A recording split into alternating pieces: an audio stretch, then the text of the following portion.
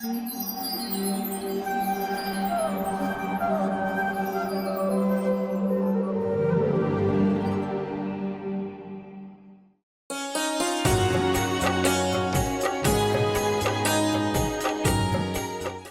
कृष्ण। कथा सागर कार्यक्रम में आप सभी का हार्दिक स्वागत है। जो शिक्षा अनुशासन प्रदान कर हमारी रक्षा करती है, मार्गदर्शन करती है, प्रेरणा देती है, उसे शास्त्र कहा गया है। शास्त्र हमारे ऋषियों और मुनियों द्वारा रचित वे ग्रंथ हैं जिनमें मानव जाति के हितार्थ अनेक प्रकार के कर्तव्य बतलाए गए हैं और अनुचित कृत्यों का निषेध किया गया है। इस कार्यक्रम में विभिन्न वक्ता इन्हीं प्राचीन ग्रंथों जैसे रामायण, महाभारत, श्रीमद् भागवतम, भगवद गीता व चैतन्य चरितामृत इत्यादि से हमें जीवन का सार समझाती, हृदय को रोमांचित करती प्रेरणादायक कथाओं से हमारा मार्गदर्शन करेंगे। इसमें कार्यक्रम के लिए वे प्रबुद्ध जीव तथा ज्ञानी लोग आते हैं जो स्वयं जीवन के अर्थ को, मानव जीवन के मूल्य को जानकर वैदिक संस्कृति के प्रसार हेतु दृढ़ता से प्रयासरत हैं। ये सभी महानुभाव गुरु परंपरा में आते हैं जो अत्यंत स्पष्टता व सरलता से जीवन के गूढ़ प्रश्नों को सहज ही समझा देते हैं, जिन्हें देखकर आप इस अमूल्य मानव जीवन को एक नए दृष्टिकोण से देखना प्रारंभ कर सकेंगे। तो आइए श्रवण करते हैं कथा सागर, इन सब की मंत्र मुग्ध करने वाली, वाक चातुरी से पूर्ण व अत्यंत ही सरल किंतु प्रभावी शैली में। धन्यवाद। हरे Krishna.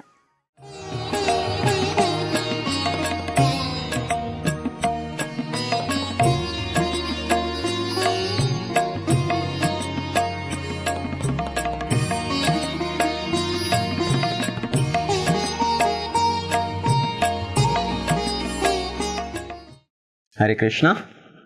So welcome everyone for our Ram कथा सीरीज। आप सबका आज की दिव्य राम कथा में हार्दिक स्वागत है।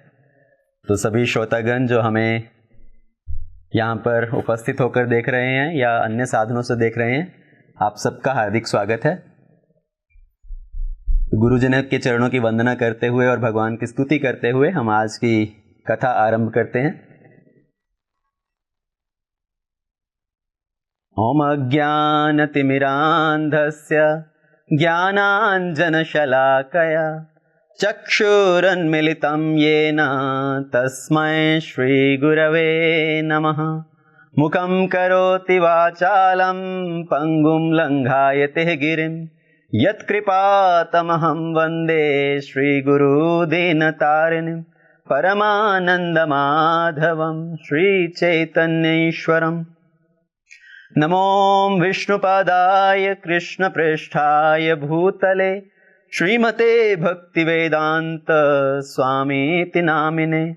नमस्ते सरस्वती देवी गौरवाणी प्रचारिणे निर्विशेषा शून्यवादी पाश्चात्य देशतारिणे। जय श्री कृष्ण चैतन्य प्रभु नित्यानंद श्री अद्वैत गदाधर शिवासादि गौर भक्त वृंदा।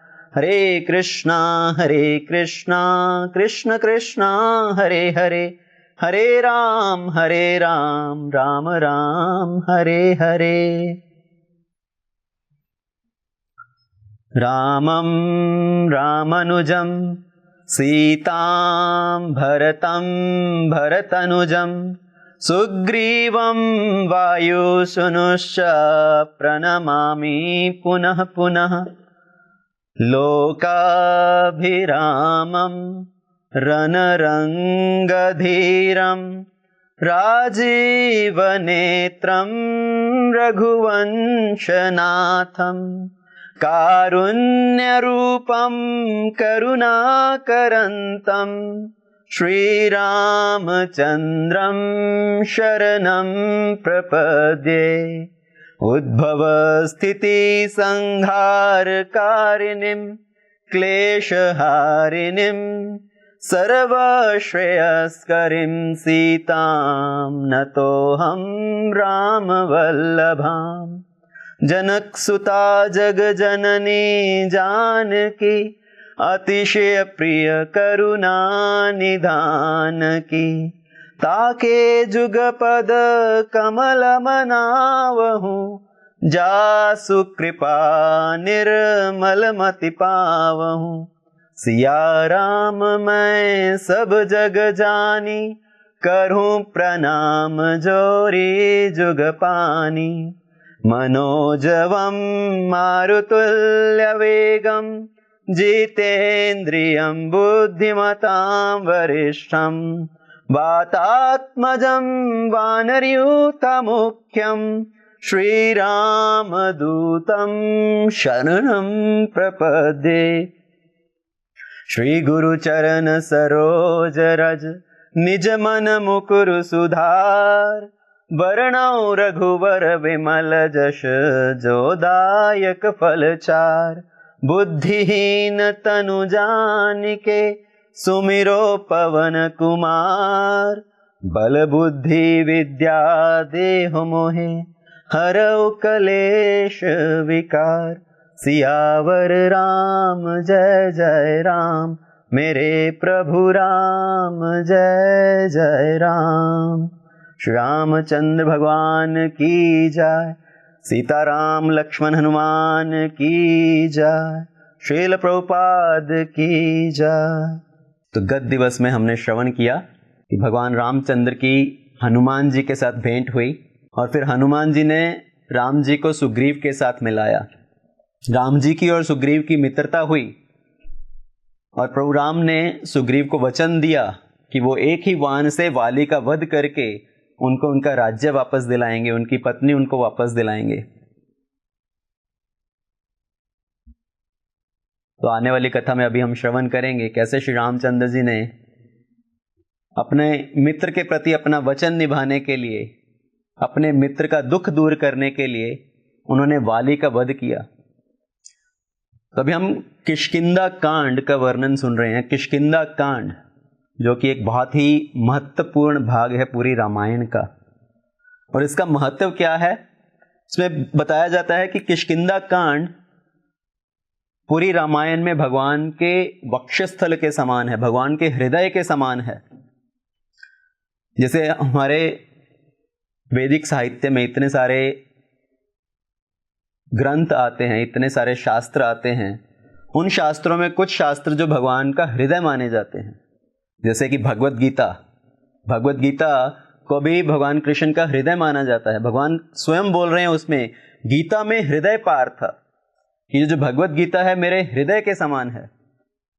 और वैसे ही रामायण, जो रामायण का खास करके जो किष्किंधा कांड है, ये भगवान के हृदय के समान है। उसमें भगवान ने बहुत सारे पतित जीवों का उद्धार किया, बहुत सारे पतित लोगों को अपने हृदय से लगाया, अपने वक्षस्थल से लगाया। और किष्किंधा कांड का क्या खास महत्व है? किष्किंधा कांड ये वास्तव में जीव को दर्पण दिखलाता है। हम इसमें सुग्रीव की कथा सुनते हैं, वाली की कथा सुनते हैं, पर वास्तव में किष्किंधा कांड हर जीव के ऊपर लागू होता है। सुग्रीव माने जीव।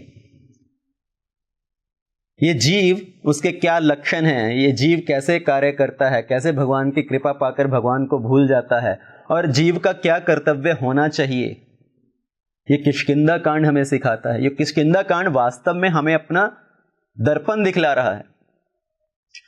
और कथा सुनने का जो वास्तविक उद्देश्य है, जो पर्पस है, वो कथा सुनने का उद्देश्य क्या है कि जब हम कथा सुनते हैं हमारे हृदय के अंदर पवित्रता आए, हमारे मन के ऊपर जो इतना मैल जमा है वो मैल सब धुल जाए और हमारे हृदय की शुद्धि हो।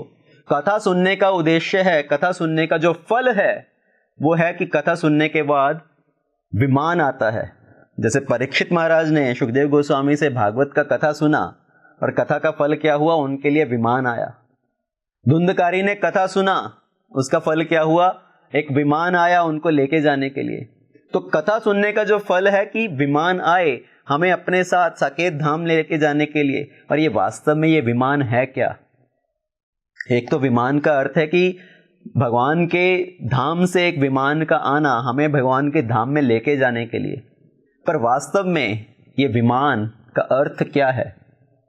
विमान का वास्तविक अर्थ है विगत मान, कि हम अपना जो देह अभिमान है, जो हमें अपने ऊपर इतना मान है, घमंड है हमारे हृदय से, वो सारा मान चला जाए, विगत मान, वही विमान का वास्तविक अर्थ है। तो कथा सुनने का जो उद्देश्य है, कथा सुनने का जो फल है, कि हम अपना जो सब मिथ्या अहंकार है, देह अभिमान है, जो फॉल्स ईगो है, उसको खत्म करके हम भगवान की सेवा में लगें।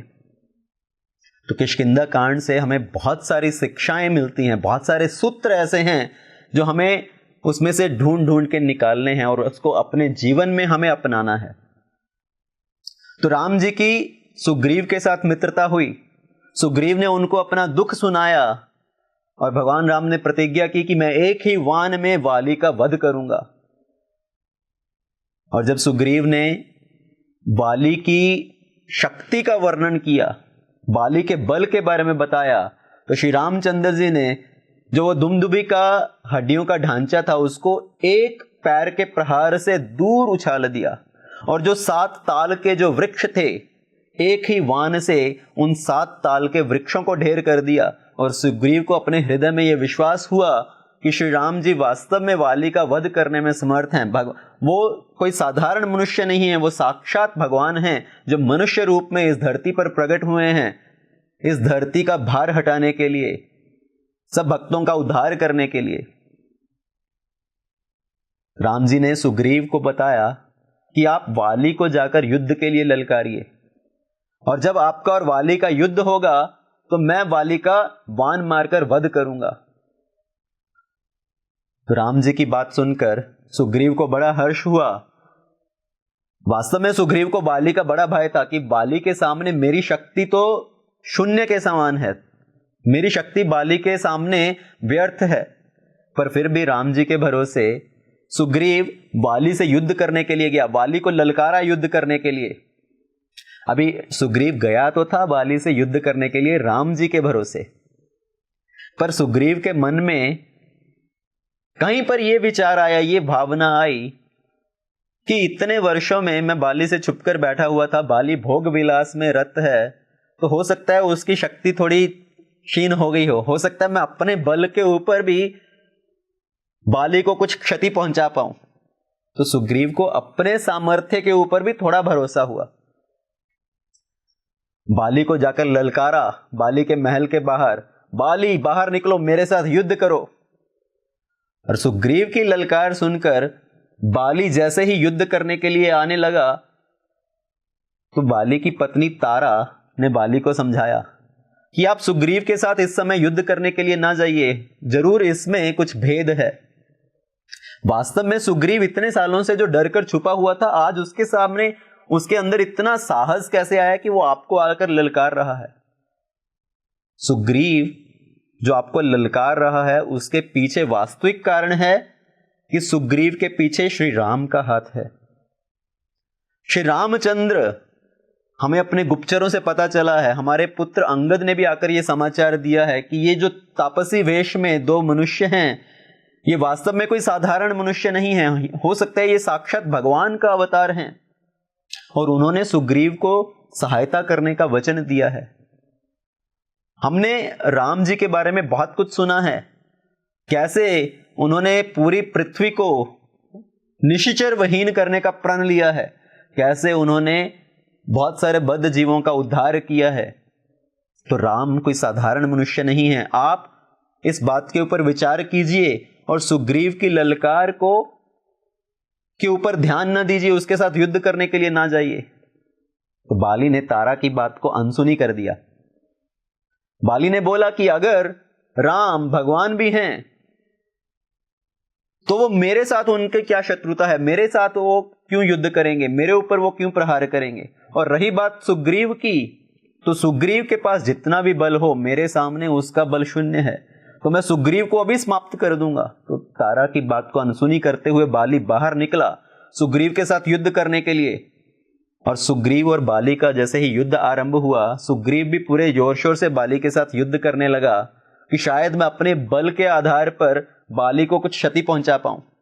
और बाली ने जैसे ही उसको पीटना शुरू किया, गदा के ऊपर गदा का प्रहार, लात के ऊपर लात, घूंसे के ऊपर घूंसे, और सुग्रीव बाली के सामने टिक नहीं पाया। बाली ने सुग्रीव की इतनी बुरी हालत की कि सुग्रीव को वहां से भागना पड़ा और भागकर वो वापस अपनी गुफा में पहुंचा।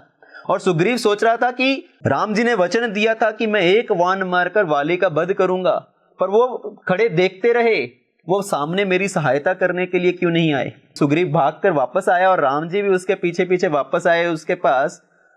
तो सुग्रीव ने उनको ये दोष लगाया कि आपने मेरी सहायता क्यों नहीं की।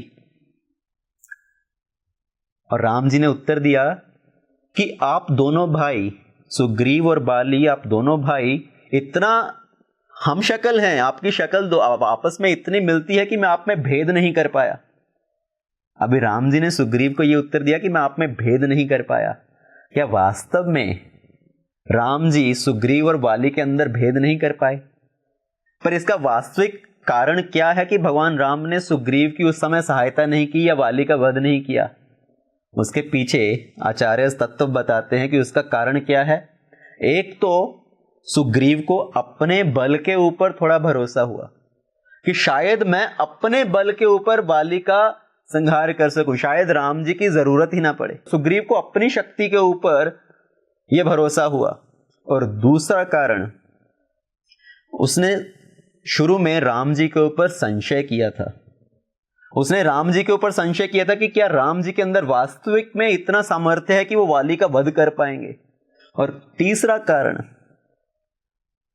जब हनुमान जी राम और लक्ष्मण को सुग्रीव के सामने लेकर आए, सुग्रीव जी से मिलवाया, तो सुग्रीव ने राम जी का तो आदर सत्कार किया, पर उसने लक्ष्मण जी की उपेक्षा की। राम जी को बैठने के लिए आसन दिया, पर लक्ष्मण जी को बैठने के लिए आसन नहीं दिया। तो लक्ष्मण जी कौन है? लक्ष्मण जी हैं गुरु तत्व।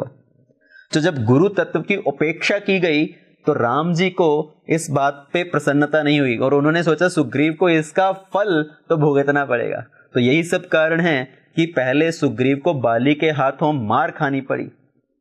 और सुग्रीव जब भागकर वापस आया, अभी राम जी उसको बोल रहे हैं कि मैं आपको पहचान नहीं पाया, हम कुछ ऐसा उपाय करेंगे कि हम आपको पहचान सकें, आप फिर से जाकर बाली को ललकारिए। और सुग्रीव बोल रहा है कि आप मुझे फिर से जाने के लिए बोल रहे हैं, मेरे अंदर इतना सामर्थ्य नहीं रहा, बाली ने इतना मुझे मारा है, इतना जोर से पीटा है कि मेरा जो पूरा शरीर है, अंग अंग में मेरे दर्द हो रहा है। राम जी ने अपना हाथ सुग्रीव के सर पर फहराया, सुग्रीव के शरीर पर अपना हाथ फिराया और सुग्रीव को पूछा, क्या वास्तव में तुम्हारे शरीर में अंग अंग में दर्द हो रहा है? और सुग्रीव का पूरा दर्द गायब हो गया जैसे ही राम जी ने अपना हाथ सुग्रीव के शरीर पर फिराया। और सुग्रीव के अंदर फिर से नया जोश भरा। राम जी ने उसको उत्साहित किया कि आप फिर से जाकर बाली से युद्ध कीजिए, और उसको एक फूलों की माला पहनाएगी ताकि सुग्रीव और बाली के अंदर भेद किया जा सके। सुग्रीव फिर से गया बाली के पास, बाली को ललकारा युद्ध करने के लिए, और बाली फिर से हैरान हुआ कि इसके अंदर इतना साहस कहां से आ गया कि फिर से मेरे साथ युद्ध करने के लिए आ गया। और बाली फिर से बाहर निकला सुग्रीव से युद्ध करने के लिए। और जैसे ही इस बार सुग्रीव और बाली का युद्ध आरंभ हुआ, राम जी एक वृक्ष की आट में वहां पर छुपकर खड़े हुए थे, और राम जी ने बाली के ऊपर अपने बाण का एक प्रहार किया और बाली के हृदय में वो बाण धस गया। बाली जोर जोर से पुकारने लगा कि ये मेरे साथ किसने धोखा किया है, दगा दगा धोखा धोखा, किसका ये वाण करारा है, बाली जैसे वीर को किसने धोखे से मारा है। तो बाली रुदन करते हुए धरती पर गिरा श्री राम जी के बाण के प्रहार से। और जैसे ही बाली धरती पर गिरा, राम जी वृक्ष की ओट से निकलकर बाहर आए। बाली राम जी का साक्षात दर्शन कर रहा है, उसके हृदय में प्रीति है। भगवान का सौंदर्य देखकर, भगवान का रूप देखकर बाली के हृदय में बड़ा प्रसन्नता हो रही है, उसके हृदय के अंदर प्रीति हो रही है। पर वो अपने मुख से कठोर वचनों से राम जी को संबोधित कर रहा है। हृदय प्रीति मुख वचन कठोरा, बोला चित्तई राम की ओर। राम जी की ओर देखते हुए वाली ने कहा कि आपने मेरे साथ इस तरह क्यों किया, मेरे साथ ये छल क्यों किया। मेरा छल से आपने वध क्यों किया, मेरे ऊपर वाण से प्रहार क्यों किया, मेरी आपके साथ कोई शत्रुता नहीं, फिर आपने मेरे साथ ऐसा प्रहार क्यों किया, मेरे साथ इस तरह का छल क्यों किया। और बाली अभी क्या बोल रहा है, राम जी के ऊपर वो दोष लगा रहा है। बाली एक तरह से बोल रहा है कि मैं आपके ऊपर एक कोर्ट केस कर रहा हूं कि आपने मेरे साथ इस तरह का व्यवहार क्यों किया। राम जी ने पूछा, अच्छा तुम मेरे ऊपर केस कर रहे हो तो तुम्हारा वकील है क्या कोई तुम्हारी ओर से मेरे साथ केस लड़ने के लिए? तो बाली बोल रहा है मैं अपना केस स्वयं लड़ूंगा, मैं अपनी पैरवी स्वयं करूंगा। तो राम जी ने बोला, अच्छा बताओ क्या बोलना चाहते हो, क्या तुम्हारे मन में संशय है? तो बाली ने बोला कि आपने मेरा इस तरह छल पूर्वक वध क्यों किया, मेरे ऊपर छल पूर्वक प्रहार क्यों किया। मैंने तो सुना है कि आपने धर्म हेतु अवतार ग्रहण किया है, धर्म हेतु अवतरेहु गोसाई मारहि मोहि व्याध की नाई, कि आपने धर्म की स्थापना करने के लिए इस धरती पर अवतार ग्रहण किया है, तो फिर आपने छल पूर्वक मेरे ऊपर प्रहार क्यों किया? जैसे कोई शिकारी अपने शिकार के ऊपर छुपकर प्रहार करता है। तो राम जी ने जैसे ही बाली की ये दलील सुनी तो राम जी ने बोला, मेरी तुम्हारे साथ कुछ शत्रुता नहीं है। अगर किसी के साथ कोई शत्रुता हो, अगर किसी के साथ युद्ध करना हो तो आमने सामने आकर युद्ध किया जाता है, पर मेरी तुम्हारे साथ कुछ शत्रुता नहीं है। मैंने तो तुम्हारे कर्मों का फल देने के लिए तुम्हारे ऊपर प्रहार किया है। जैसे अगर एक अपराधी जज के सामने कटघरे में खड़ा हो तो जज को ऐसा नहीं है कि उसके साथ सामने आकर तलवार उठाकर उसके साथ युद्ध करना पड़ेगा। तो जज अपनी जगह पर बैठे हुए, ऊंचे स्थान पर बैठे हुए जज उसे उसके कर्मों के आधार पर सजा सुनाता है। तो उसी तरह राम जी बता रहे हैं कि मेरा तुम्हारे साथ कुछ शत्रुता नहीं है, मेरी तुम्हारे साथ कुछ ऐसी लड़ाई नहीं है कि तुम्हारे सामने आकर मुझे तुमसे युद्ध करना पड़े। मैंने तो तुम्हें तुम्हारे कर्मों का फल प्रदान किया है। और वास्तव में राम जी बोल रहे कि मैं सभी को वृक्ष की आड़ में छुपकर मारता हूं। विपट ओट, ये विपट क्या है, ये वृक्ष क्या है जिसकी आड़ में छुपकर भगवान सबको मारते हैं। तो भगवान यहां पर दो दलीलें दे रहे हैं, सबको ध्यानपूर्वक सुनना चाहिए। एक तो भगवान बता रहे हैं कि मैं सभी को छुपकर मारता हूं, और वास्तव में मैं किसी को भी छुपकर नहीं मारता, मैं सबको सामने से मारता हूं, सबको पूरा उनका नोटिस देकर फिर मारता हूं। ये दोनों बातें हैं वास्तव में। पहली बात, भगवान सभी को छुपकर मारते हैं, और ये वृक्ष क्या है जिसकी आड़ में भगवान छुपकर मारते हैं, ये है हमारे कर्मों का वृक्ष। तो भगवान सभी को कर्म रूपी वृक्ष के पीछे छुपकर मारते हैं, उनके कर्मों का फल ही उनकी मृत्यु का कारण बनता है। और दूसरा, भगवान बोल रहे हैं मैं वास्तव में किसी को छुपकर नहीं मारता, मैं सबको सामने से पूरी तरह से सचेत कर कर मारता हूं। वो कैसे? तो राम जी ने बाली को दलील दिया कि जब तुम युद्ध करने के लिए आ रहे थे सुग्रीव के साथ, तो तुम्हारी पत्नी ने तुमसे क्या बोला था कि आप सुग्रीव के साथ युद्ध करने मत जाइए, सुग्रीव के ऊपर राम जी का हाथ है। तो तुमने उनकी बात को अनसुनी कर दिया। तो तुम्हें क्या लगता है, तारा के माध्यम से कौन तुम्हें सचेत कर रहा था? तारा के माध्यम से मैं तुम्हें आगत कर रहा था कि तुम इस युद्ध के लिए बाहर मत आओ, नहीं तो तुम्हारी मृत्यु निश्चित है। तो भगवान अन्य अन्य साधनों से हमें संकेत देते हैं कि कब तुम्हारी मृत्यु आने वाली है।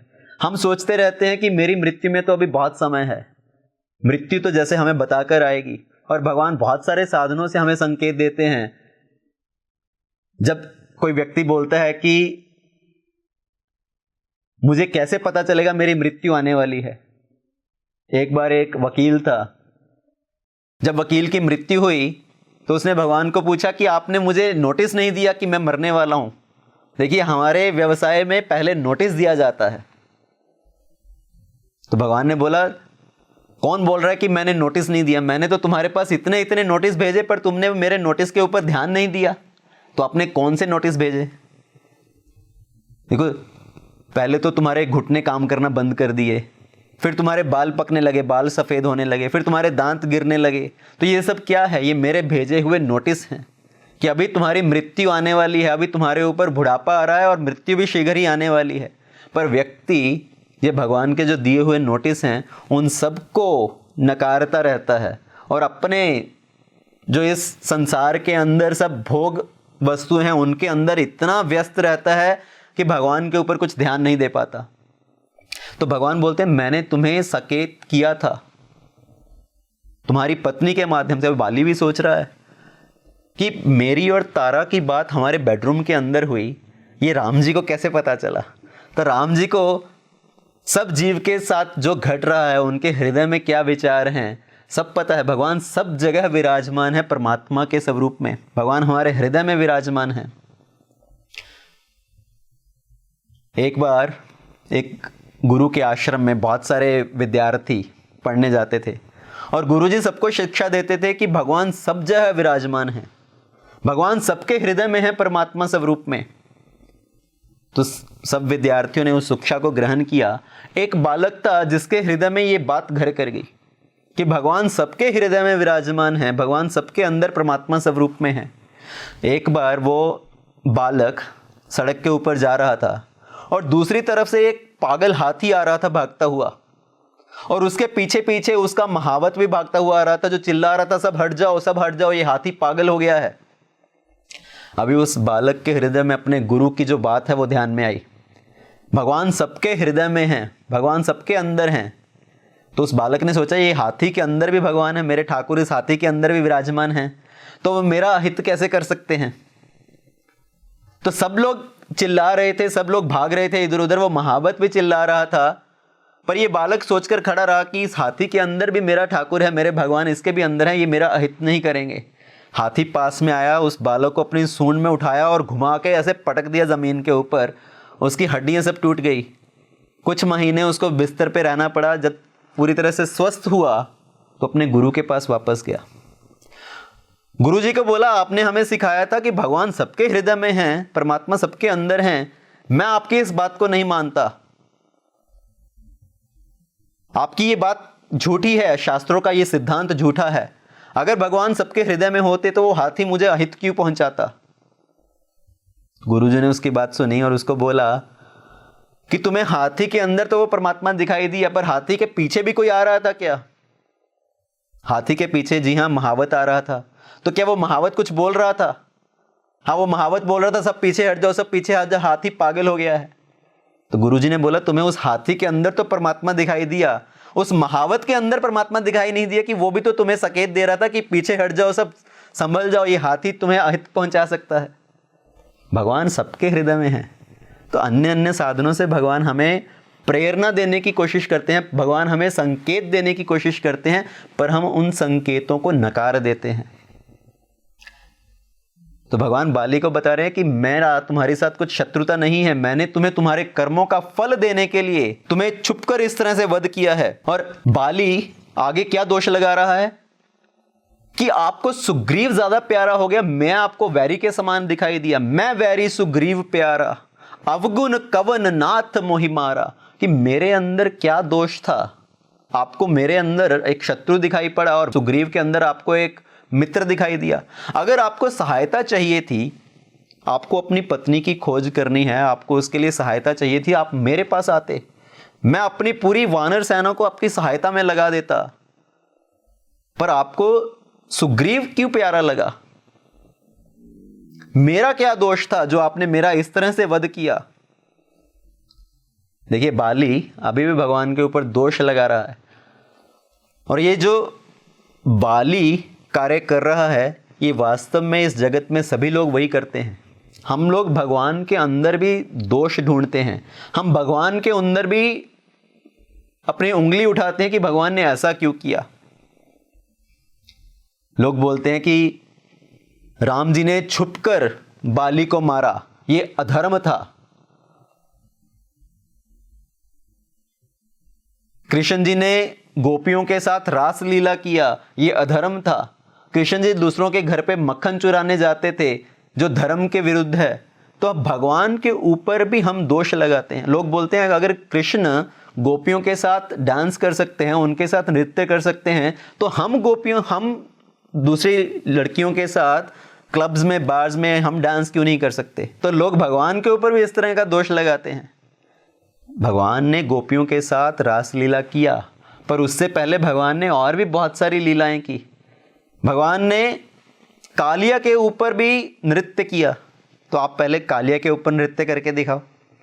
भगवान ने गोवर्धन को अपने उंगली पर धारण किया, आप एक छोटी सी ईंट उठाकर एक दिन के लिए खड़े रहकर दिखाओ।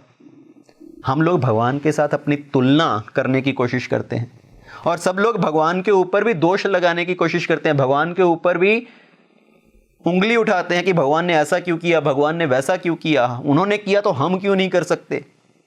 तो बाली भी अभी राम जी के ऊपर दोष लगा रहा है कि आपने मुझे इस तरह से छुपकर क्यों मारा, मुझे वैरी की तरह क्यों समझा। आपका जो अवतार हुआ है वो धर्म की स्थापना करने के लिए हुआ है। राम जी ने बोला तुम स्वयं ही अपनी बात का उत्तर दे रहे हो कि मेरा जो अवतार हुआ है, मैंने इस धरती पर जो जन्म ग्रहण किया है, मैंने धर्म की स्थापना करने के लिए किया है, और धर्म की स्थापना करने के लिए मैं अधर्मियों का वध भी करूंगा, सज्जनों की रक्षा करने के लिए मैं असुरों का विनाश भी करूंगा। तो इसीलिए तुम्हारे अवगुण की वजह से, तुम्हारे दोष की वजह से मैंने तुम्हारा वध किया। और तुम्हारा दोष क्या है अभी वो सुनो। अनुज वधु भगिनी सुत नारी, सुन सठ कन्या सम ए चारी।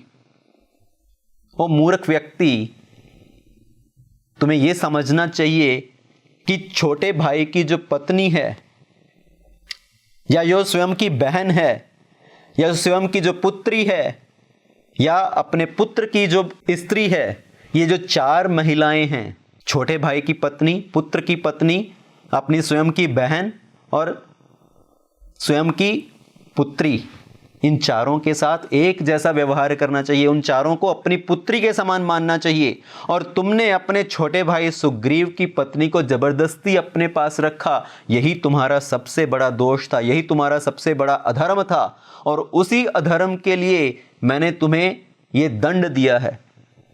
और जब भगवान ने ये बात कही तो वाली ने कहा कि इसमें मेरा क्या दोष है, मैं तो एक वानर हूं, मैं तो एक पशु हूं, ये सब जो धर्म की बातें हैं ये मनुष्य के ऊपर लागू होती हैं, मैं तो एक पशु हूं। मूढ़ तो ही अतिशय अभिमाना, नारी सिखावन करसी न काना। राम जी बोल रहे कि तुम मूढ़ हो, तुम्हारे अंदर बहुत अभिमान भर गया था, तुम्हारी पत्नी ने तुम्हें शिक्षा देने की कोशिश की पर तुमने उसकी बात नहीं सुनी। अभिमान वश तुमने अपने छोटे भाई की पत्नी को जबरदस्ती अपने पास रखा, यही तुम्हारा सबसे बड़ा दोष था।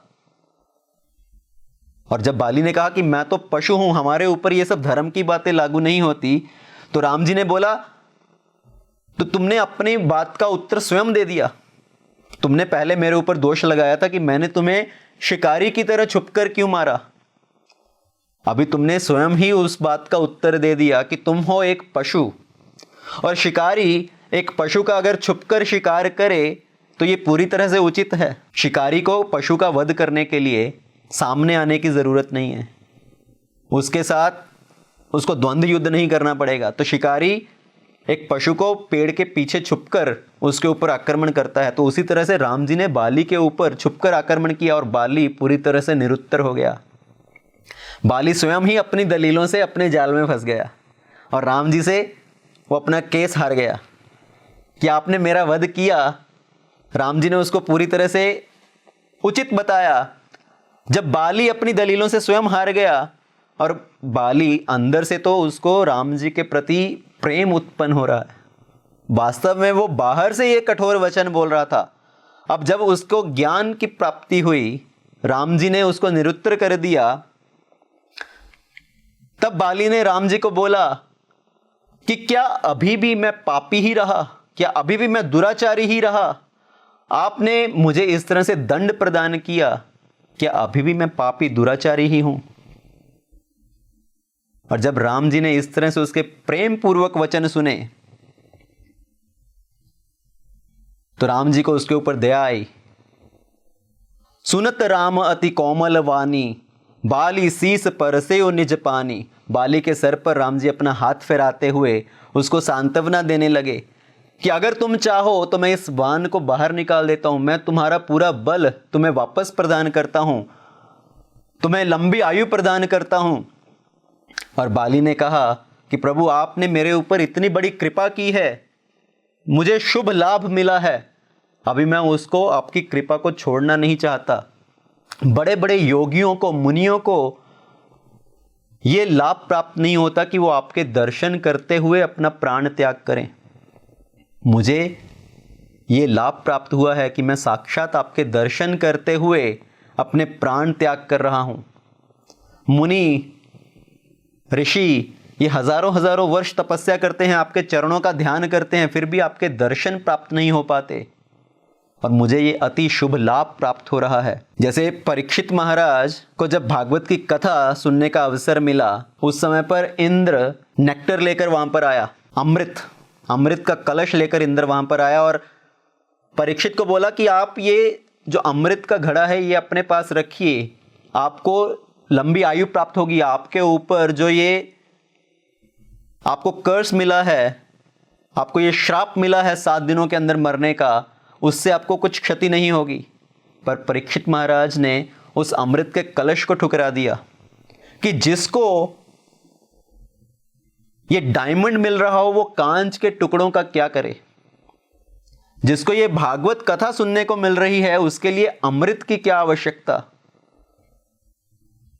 तो उसी तरह से वाली अभी राम जी को बोल रहा है कि मुझे इतना सब लाभ प्राप्त हो रहा है कि आपके हाथों से मुझे मृत्यु प्राप्त हो रही है, आपके मुख का दर्शन करते हुए मैं अपना शरीर का त्याग कर रहा हूं, अपनी देह का त्याग कर रहा हूं, मैं उस गति को छोड़ना नहीं चाहता। पर मेरी आपसे एक विनती है, आप मुझे आपके चरणों की भक्ति प्रदान कीजिए। मेरी जो भी गति हो, मैं जहां पर भी जाऊं, मुझे जो भी जन्म मिले, बस मुझे आप एक वरदान दीजिए कि मुझे आपके चरणों की भक्ति प्राप्त हो, मैं आपके सेवा कर सकूं हर जन्म में। और ऐसा कहते कहते बाली ने एक और प्रार्थना की राम जी से। बाली की क्या प्रार्थना थी कि मैं अपना सब कुछ आपको समर्पित कर रहा हूं, यह तनय मम सम निज विनय बल, कल्याण प्रद प्रभु लीजिए, गही बाहसुर नर नाह आपन दास अंगद कीजिए। तो जो मेरा पुत्र है बाली, मेरा पुत्र अंगद, बाली ने अपने पुत्र अंगद की हाथ को पकड़ते हुए राम जी के हाथ में उसका हाथ दे दिया और उसको बोला कि आप मेरे पुत्र अंगद को आपकी सेवा में स्वीकार कीजिए, आपन दास अंगद कीजिए, आप मेरे पुत्र अंगद को अपनी सेवा में लीजिए। तो बाली ने पहले तो अपने आप को राम जी के चरणों में समर्पित कर दिया और फिर उसने अपने पुत्र को राम जी को समर्पित कर दिया। तो पहले तो अपने आप को का मतलब क्या है, उसने अपने अहम का त्याग किया, अपने आप को राम जी को सौंप दिया। फिर उसने अपने मम का त्याग किया, अपने पुत्र अंगद को राम जी के हवाले कर दिया, उनकी सेवा में लगा दिया। तो अगर कोई व्यक्ति अहम और मम इन दोनों चीजों का त्याग कर दे तब उसको भगवान का धाम प्राप्त होता है। सर्वस्व, जैसे हमने पहले भी एक बार चर्चा किया, दान कैसा होना चाहिए, सर्वस्व, अपना सब कुछ भगवान को दे देना और अपने आप को भगवान को दे देना। जैसे बलि महाराज जब वामन देव आए, बलि से 3 पग भूमि मांगी तो 2 पग में भगवान ने पूरे ब्रह्मांड को नाप दिया और तीसरे पग में वामन देव ने पूछा अभी तीसरे पग में कहां पर रखूं। बलि महाराज ने अपने आप को भगवान के समर्पित कर दिया कि आप अपना तीसरा पग मेरे सर पर रखिए। तो उसने सब चीजों का दान दिया और अपने आप का दान दिया। उसी तरह से बाली ने पहले तो अपने अहम का त्याग किया, अपने आप को राम जी के हवाले किया और फिर अपना मम, अपने पुत्र को राम जी की सेवा में लगा दिया। यही जीवन का सबसे बड़ा सफलता है कि हम अपना सब कुछ भगवान की सेवा में लगा सकें, अपने पुत्र को भगवान की सेवा में लगा सकें, अपने पुत्र को भगवान का भक्त बना सकें। अगर किसी का कुछ पुत्र नहीं है, किसी की कोई संतान नहीं है, तो व्यक्ति रोता है, थोड़े समय के लिए रोता है। अगर किसी का पुत्र है और वो थोड़ी आयु के बाद उसकी मृत्यु हो जाए, थोड़े सालों के बाद उसकी मृत्यु हो जाए, तब भी माता पिता रोएंगे, पर कुछ समय तक रोएंगे। पर अगर पुत्र है, उसकी दीर्घ आयु भी है, पर वो पुत्र संस्कारी नहीं है, वो आज्ञाकारी नहीं है, वो दुराचारी है, तो माता पिता को जीवन भर रोना पड़ता है। तो पिता का जो कर्तव्य है वो है कि अपने पुत्र को सही संस्कार दे, अपने पुत्र को भगवान की सेवा में लगाए। तो जिसका पुत्र भगवान की सेवा कर रहा है वो चैन से मर सकता है, वो चैन से अपना प्राण त्याग कर सकता है। तो वाली ने उसी तरह से अभी अपने पुत्र को राम जी के समर्पित किया, राम जी के हवाले किया कि आप मेरे पुत्र को अपनी सेवा में लगाइए, अपने आश्रय में लीजिए। और ऐसा कहते कहते बाली ने अपने प्राण त्याग दिए। और बाली प्राण त्याग करने के बाद बाली को क्या गति प्राप्त हुई? वो साक्षात भगवान के साकेत धाम में गया। तो ये शास्त्रों का क्या निर्णय है कि अगर भगवान के दर्शन करते हुए, भगवान के नाम का जप करते हुए कोई अपने प्राण त्याग करता है तो वो भगवान के धाम को प्राप्त होगा। पर इस समाज में बहुत सारे ऐसे व्यक्ति भी हैं जो बोलते हैं कि राम जी ने छुपकर बाली को मारा, इसलिए राम जी के अगले अवतार में जब राम जी कृष्ण के रूप में आए तो वो बाली वापस आया, वो जरा शिकारी के रूप में, और कृष्ण के पैर में उसने तीर मारकर कृष्ण जी का वध किया। तो लोग इस तरह की बातें करते हैं जो कि शास्त्रों के सिद्धांत के बिल्कुल विपरीत हैं। पहले तो बाली को भगवान का धाम प्राप्त हुआ। बाली के हृदय में ऐसा नहीं है कि भगवान के प्रति कुछ शत्रुता थी या भगवान ने भी कुछ ऐसा कोई कर्म किया था कि उनको अपने कर्म का फल भुगतना पड़ेगा। पर जो मंद बुद्धि लोग हैं, जो अर्थ का अनर्थ निकाल देते हैं, वो बोलते हैं कि क्योंकि राम जी ने इस तरह का कर्म किया था, बाली को छुपकर मारा, तो उनको अपने कर्म का फल भुगतना पड़ा। भगवान के ऊपर भी कर्म का फल लागू होता है।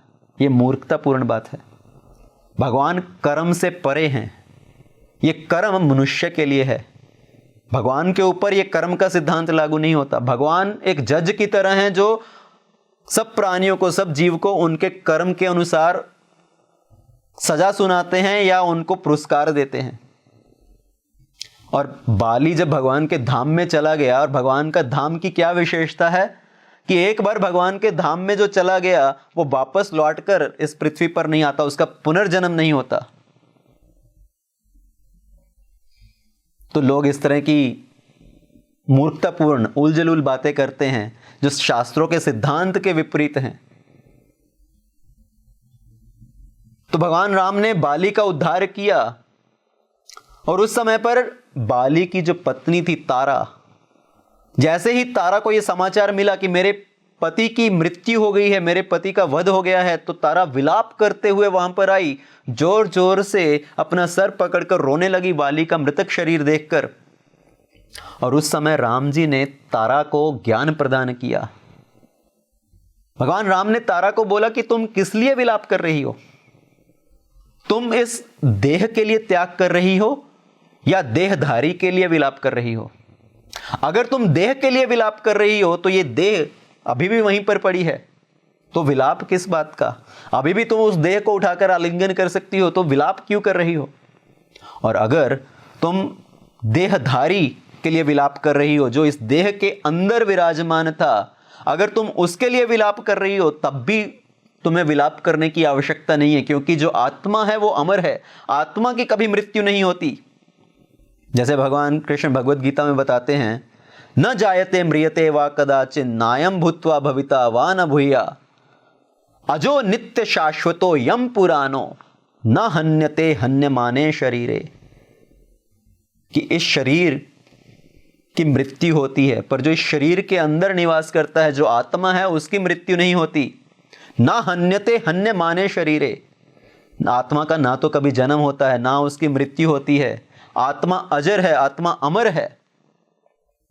वसांसि जीर्णानि यथा विहाया नवानि गृह्णाति नरोपराणि तथा शरीरानि विहाय जीर्णानि अन्यानि संयाति नवानि देहि।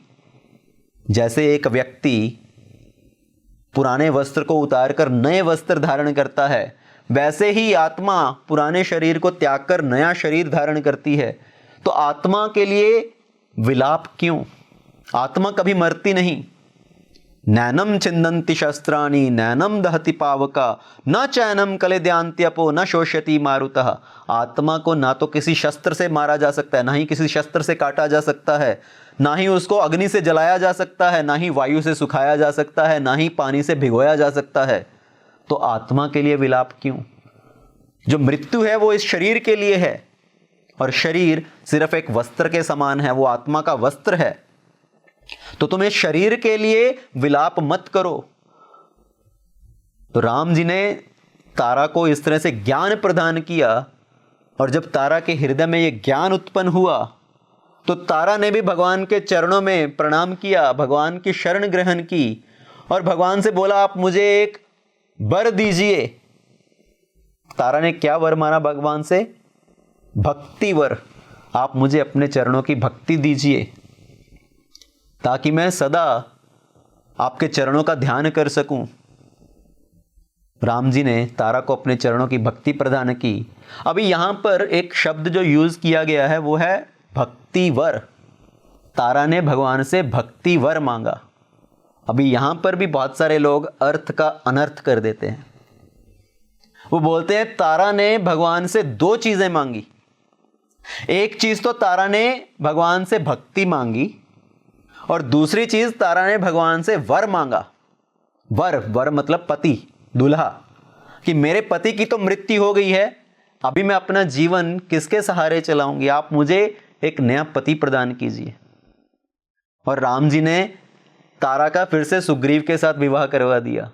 तो ये पूरी तरह से मन घड़त जो है, ना तो ये वाल्मीकि रामायण में कहीं इस बात का वर्णन आता है, ना ही गोस्वामी जी ने रामचरितमानस में इस बात का कहीं वर्णन किया है। और लोग इस तरह की बातें करते हैं कि राम जी ने तारा का फिर से सुग्रीव के साथ विवाह करा दिया, जैसे कि वो सुग्रीव को बोल रहे हो कि अच्छा पहले बाली ने तुम्हारी पत्नी उमा को अपने पास रख लिया था, अभी बाली का वध हो गया तो उसकी पत्नी तारा को तुम अपने पास रख लो। तो भगवान इस तरह का अधर्म पूर्ण कार्य कर सकते हैं? और तारा की गिनती किस में आती है? तारा की गिनती आती है पतिव्रता स्त्रियों में। इस संसार में 5 स्त्रियों का वर्णन किया गया है जो पतिव्रता स्त्रियां हैं। ये 5 स्त्रियां कौन सी हैं? अहिल्या, द्रौपदी, सीता, तारा, मंदोदरी तथा पंचकन्या समरेत नित्यम महापातक नाशिनम। इन 5 स्त्रियों का स्मरण करने से भी किसी के जो दोष हैं, जो पाप हैं, वो नष्ट हो जाते हैं। और ये 5 स्त्रियां क्या हैं? अहिल्या, द्रौपदी, सीता, तारा और मंदोदरी। तो तारा का नाम ये 5 कन्याओं में आता है जो पतिव्रता स्त्रियां हैं।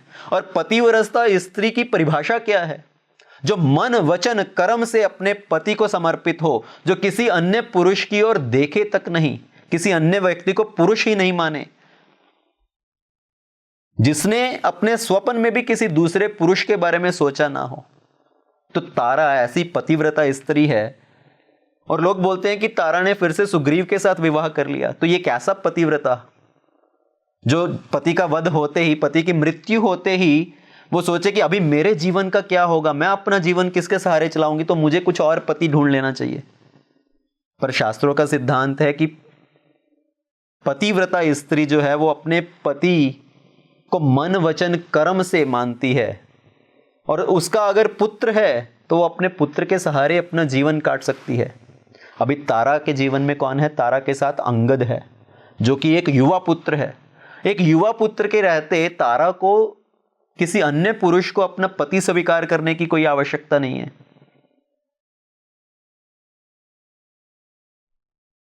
तो ऐसा नहीं है कि तारा ने सुग्रीव से विवाह किया।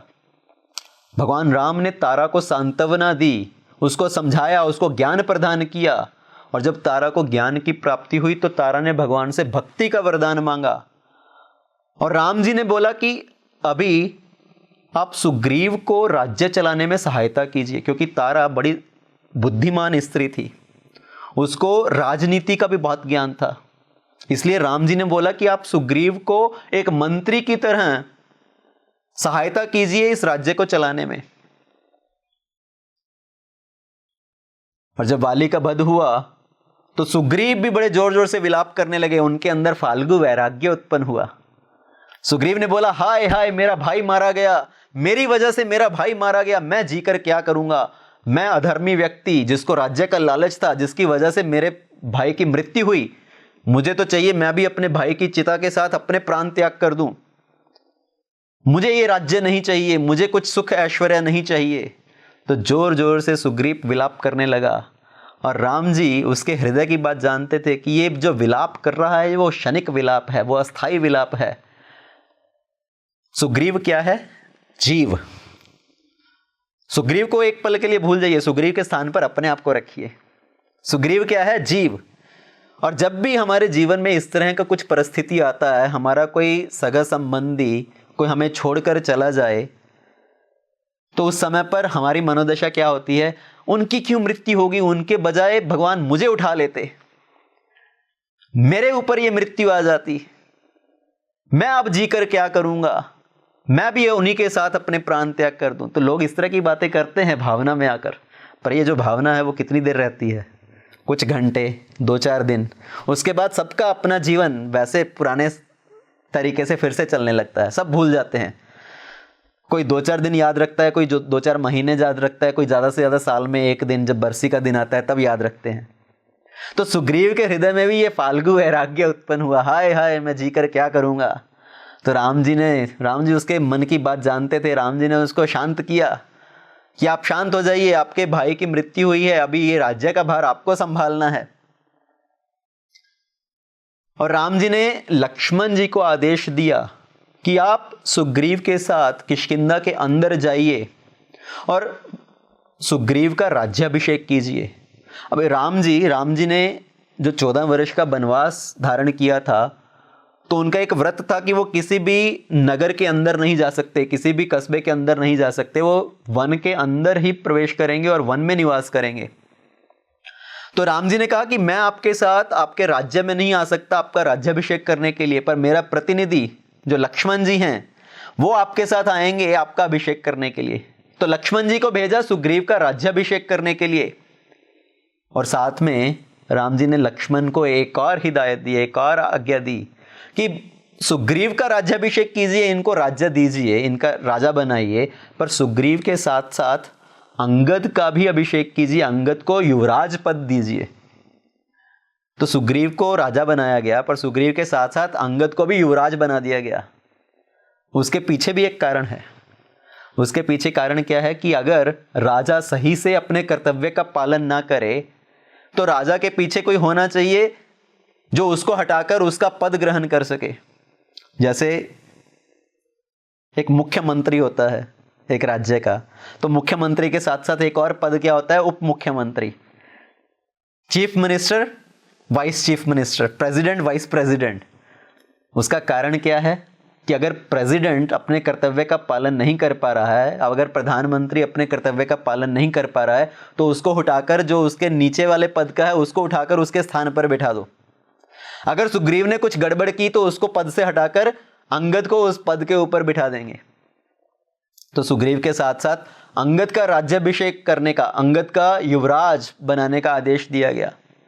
तो लक्ष्मण जी गए, पूरे विधि विधान से सुग्रीव का राज्याभिषेक किया गया, उनको राजा बनाया गया। और राजा बनने के बाद सुग्रीव जी राम जी के पास आए उनको प्रणाम करने के लिए, और राम जी ने बोला अभी आप राज्य कीजिए, और राज्य कैसे करना चाहिए उसके बारे में उन्होंने सुग्रीव को शिक्षा दिया। राजा का क्या कर्तव्य है, उसको राजा अपना राज कैसे चलाना चाहिए। उन्होंने बोला आप अपना राज्य चलाइए, पर इस राज्य को किस तरह से चलाना चाहिए? आप लोक मत को सुनिए, साधु मत को सुनिए और शास्त्रों के मत को सुनिए। इन 3 चीजों का पालन करते हुए आप अपना राज्य का कार्यभार कीजिए। ये 3 चीजें क्या हैं? लोक मत को सुनना, जो आपकी प्रजा का मत है उसके ऊपर भी विचार कीजिए। जो प्रजा का मत है उसको ठुकराइए मत, उसको नकारिए मत। और जो साधुओं का मत है, जो गुरुजनों का मत है, उसको ध्यान में रखते हुए राज्य कीजिए। और जो शास्त्रों का मत है, तो ये 3 चीजें बहुत आवश्यक हैं सही तरीके से राज्य चलाने के लिए। तो राम जी ने सुग्रीव को ये शिक्षा प्रदान की और साथ ही साथ उनको बोला कि आप जाकर अपना राज्य करो, पर राज्य करते करते आप मेरे काम के ऊपर भी विचार करना। अभी आप राजा बन गए हो तो ऐसा ना हो कि आप अपने राज कार्य में इतने व्यस्त हो जाओ कि आप मेरा कार्य करना भूल जाओ। राम जी का क्या कार्य है? सुग्रीव ने पहले प्रण किया था कि मैं आपकी सहायता करूंगा सीता जी की खोज करने के लिए। तो राम जी उसको याद दिला रहे हैं कि अभी ऐसा ना हो कि आप राज्य पाकर अपना ऐश्वर्य प्राप्त करके उसके अंदर इतना व्यस्त हो जाओ कि आप मेरा कार्य करना भूल जाओ।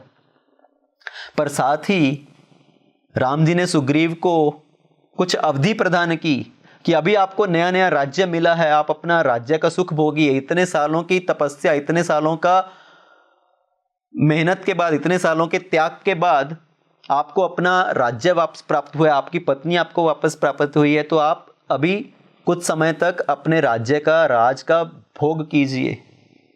और वैसे भी अभी वर्षा ऋतु शुरू हो गई है, जो चतुर्मास्य का समय होता है। अभी ये चतुर्मास्य का समय आरंभ हो गया है, तो इस चतुर्मास्य में यात्रा करना बड़ा ही मुश्किल है। तो इस चतुर्मास में हम यहीं पर विश्राम करेंगे, हम यहीं पर निवास करेंगे और आप जाकर अपने राज्य में निवास कीजिए। और जैसे ही ये चतुर्मास की अवधि खत्म हो जाएगी तब सीता की खोज आरंभ की जाए। तो राम जी ने सुग्रीव को हिदायत दी कि आप मेरे कार्य को भूल मत जाना अपने भोग विलास में मस्त होने के बाद। और यही जीव का नेचर है, ये जीव की प्रवृत्ति है। जैसे ही हमें कुछ प्राप्त होता है, इस संसार के अंदर कुछ भोग वस्तुएं प्राप्त होती हैं, हम भगवान को भूल जाते हैं। तो जीव भगवान को प्रार्थना करता है कि आप मुझे ये सहायता कीजिए, मुझे ये दिला दीजिए। और पर जैसे ही उसको वो सब ऐश्वर्य प्राप्त होते हैं तो क्या होता है? उस सब ऐश्वर्य को भोगने में इतना व्यस्त हो जाता है कि भगवान को भूल जाता है। राम जी बोल रहे हैं कि मेरा कार्य का याद रखना, मेरे कार्य को भूल मत जाना। तो वास्तव में क्या ये राम जी का कार्य है? सीता जी की खोज करना, जी हाँ, सीता जी राम जी की पत्नी हैं, बट सीता वास्तव में क्या है? भक्ति देवी। तो भक्ति को खोज करना अपने जीवन में, तो ये वास्तव में क्या राम कार्य है? तो क्या अगर हम भक्ति में लग रहे हैं, भगवान की कुछ सेवा कर रहे हैं, भगवान के अर्चा विग्रह की कुछ सेवा कर रहे हैं, भगवान के नाम का जप कर रहे हैं, भगवान को कुछ भोग अर्पण कर रहे हैं, तो ये सब कार्य करके क्या हम भगवान के ऊपर कुछ एहसान कर रहे हैं? ज्यादातर हमारे हृदय में ये भावना आ जाती है, देखो मैं भगवान के लिए क्या कर रहा हूं, मैं भगवान के लिए इतना अच्छा भोग बना रहा हूं, मैं भगवान के नाम का जप कर रहा हूं, मैं भगवान की कथा कर रहा हूं, मैं भगवान का प्रचार कर रहा हूं। वास्तव में क्या हम भगवान के ऊपर कुछ एहसान कर रहे हैं ये करके? तो ये क्या वास्तव में राम काज है? ये वास्तव में हमारा कार्य है। हम अपने उन्नति के लिए, हम अपने उद्धार के लिए ये सब कार्य कर रहे हैं, अपने बेनिफिट के लिए। इसमें किसका भला है वास्तव में? अगर हम भक्ति में लगते हैं तो हमारा जीवन का उद्धार होगा, हमारा वास्तव में भला होगा। तो राम जी वास्तव में ये बोल तो रहे हैं कि तुम मेरा कार्य करो, वास्तव में ये हमारी भलाई का ही काम है। पर हम लोग अपने कामकाज में इतना व्यस्त हो जाते हैं कि हम भगवान के प्रति अपना कर्तव्य भूल जाते हैं, हम भगवान की भक्ति करना भूल जाते हैं। जैसे ही किसी को नया घर प्राप्त हुआ, नई कार प्राप्त हुई, नई नौकरी प्राप्त हुई, किसी का विवाह हुआ, तो सब बस इन चीजों में इतना मस्त हो जाते हैं, इतना व्यस्त हो जाते हैं कि भगवान को भुला देते हैं कि अभी भक्ति तो चलो बाद में करेंगे, अभी थोड़ा ब्रेक ले लेते हैं। भगवान की भक्ति थोड़ा इंतजार कर सकती है, प्रतीक्षा कर सकती है, पहले मुझे अपने जीवन का भोग भोगने दो। तो ये जीव की प्रवृत्ति है। जैसे ही भगवान से कुछ चीजों की प्राप्ति हुई, कुछ ऐश्वर्य की प्राप्ति हुई, हम भगवान को भुला देते हैं। इसलिए भगवान सुग्रीव को सावधान कर रहे हैं कि तुम अपना ये राज्य पाकर मेरा कार्य मत भूल जाना। पर राम जी ने साथ ही उसको कुछ समय की अवधि भी दी कि अभी तुम जाकर अपना राज्य का कार्यभार संभालो, अभी तुम थोड़ा भोग भोग सकते हो। और सुग्रीव जैसे ही उसने राम जी से इस बात को सुना, सुग्रीव अपने राज्य में गया, अपने महल में आया और अपनी पत्नी में, अपने कोष में, अपने खजाने में, अपने पूरे राज्य में इतना व्यस्त हो गया कि उसको किसी चीज की कुछ सुध-बुध नहीं रही। यही माया है। ये जो जीव है उसकी एक और प्रवृत्ति क्या है कि वो माया में बंधा रहता है। और ये माया है क्या? ये माया वास्तव में और कुछ नहीं, ये मैं और मेरा, तुम और तुम्हारा, यही माया है कि ये मेरा है, मैंने इतना कुछ कर लिया, मेरे अंदर इतना सामर्थ्य है। जब हम मैं मेरे में और तुम तुम्हारे में उलझे रहते हैं तो यही भगवान की माया है। हम बोलते हैं मोह माया, कि इस मोह माया का त्याग कीजिए, तभी हम भगवान की ओर आगे बढ़ सकते हैं। ये मोह माया वास्तव में है क्या? मोह कि व्यक्ति को बहुत सारी चीजों का मोह हो जाता है। मोह मतलब किसी चीज के प्रति उनका आकर्षण, अटैचमेंट। और मोह किन किन चीजों के प्रति हो जाता है? एक तो हमें मोह होता है व्यक्ति के प्रति, ये मेरा पुत्र, ये मेरा घर, ये मेरी पत्नी। तो किसी व्यक्ति के प्रति मोह। अगर किसी ने अपने परिवार को त्याग भी कर दिया, किसी ने सन्यास धारण कर लिया और उनके 2-4 शिष्य बन गए, 2-4 फॉलोअर्स बन गए, तो उनके प्रति मोह, ये मेरा शिष्य है, ये मेरा फॉलोअर्स है, मेरे इतने शिष्य हैं, मेरे इतने फॉलोअर्स हैं। तो ये भी एक मोह है, ये भी माया का प्रभाव है। तो पहला मोह है व्यक्ति के प्रति मोह। दूसरा मोह है विषय वस्तुओं के प्रति मोह। विषय वस्तु जो अपनी इंद्रिय तृप्ति के जितने भी वस्तुएं हैं, जितने भी साधन हैं, उनके प्रति आसक्ति। ये मेरा घर, ये मेरी गाड़ी, ये मेरा बंगला, मेरा धन, मेरी संपत्ति, मेरी जमीन। तो लोगों को इन सब चीजों के प्रति जो मोह है, ये विषय वस्तुओं का मोह। और तीसरी तरह का मोह क्या है? वसुधा। वसुधा मतलब जमीन, धरती। लोगों को धरती के साथ इतना मोह हो जाता है, ये मेरी जमीन है। लोग एक एक गज भूमि के लिए दूसरों के दुश्मन बन जाते हैं, शत्रु बन जाते हैं। भाई भाई आपस में शत्रु बन जाते हैं। पुत्र पिता का शत्रु बन जाता है कि पिता ने मेरे लिए, मेरे नाम पर ये जमीन क्यों नहीं किया, मेरे भाई को मुझसे अधिक जमीन क्यों मिला। तो ये जमीन का मोह। और आजकल इतने कोर्ट केस चलते हैं जमीन के लिए, एक एक गज भूमि के लिए लोग आपस में एक दूसरे के ऊपर कोर्ट केस कर देते हैं। कोर्ट केस तो दूर की बात, लोग एक दूसरे का मर्डर करने के लिए तैयार हो जाते हैं जमीन के लिए। तो भूमि का मोह, वसुधा। और मोह किस चीज का है? वित्त, धन, संपत्ति, धन का मोह। मेरे बैंक में इतना पैसा है, मेरे पास इतना सोना है। तो ये पूरी धन संपत्ति का मोह। ये धन संपत्ति ये वास्तव में किसी के पास नहीं ठहरती। लक्ष्मी जी को क्या बोलते हैं? चंचला। ये जो धन संपत्ति क्या है? ये लक्ष्मी जी का स्वरूप है। और ये धन किसी के पास, लक्ष्मी किसी के पास नहीं ठहरती। आज ये सब धन संपत्ति आपकी हो सकती है, पर कल आपकी मृत्यु होगी तो ये धन किसी और के पास चला जाएगा। पर हम उस धन के प्रति इतना आसक्त हो जाते हैं कि ये मेरी प्रॉपर्टी है, ये मेरा धन है।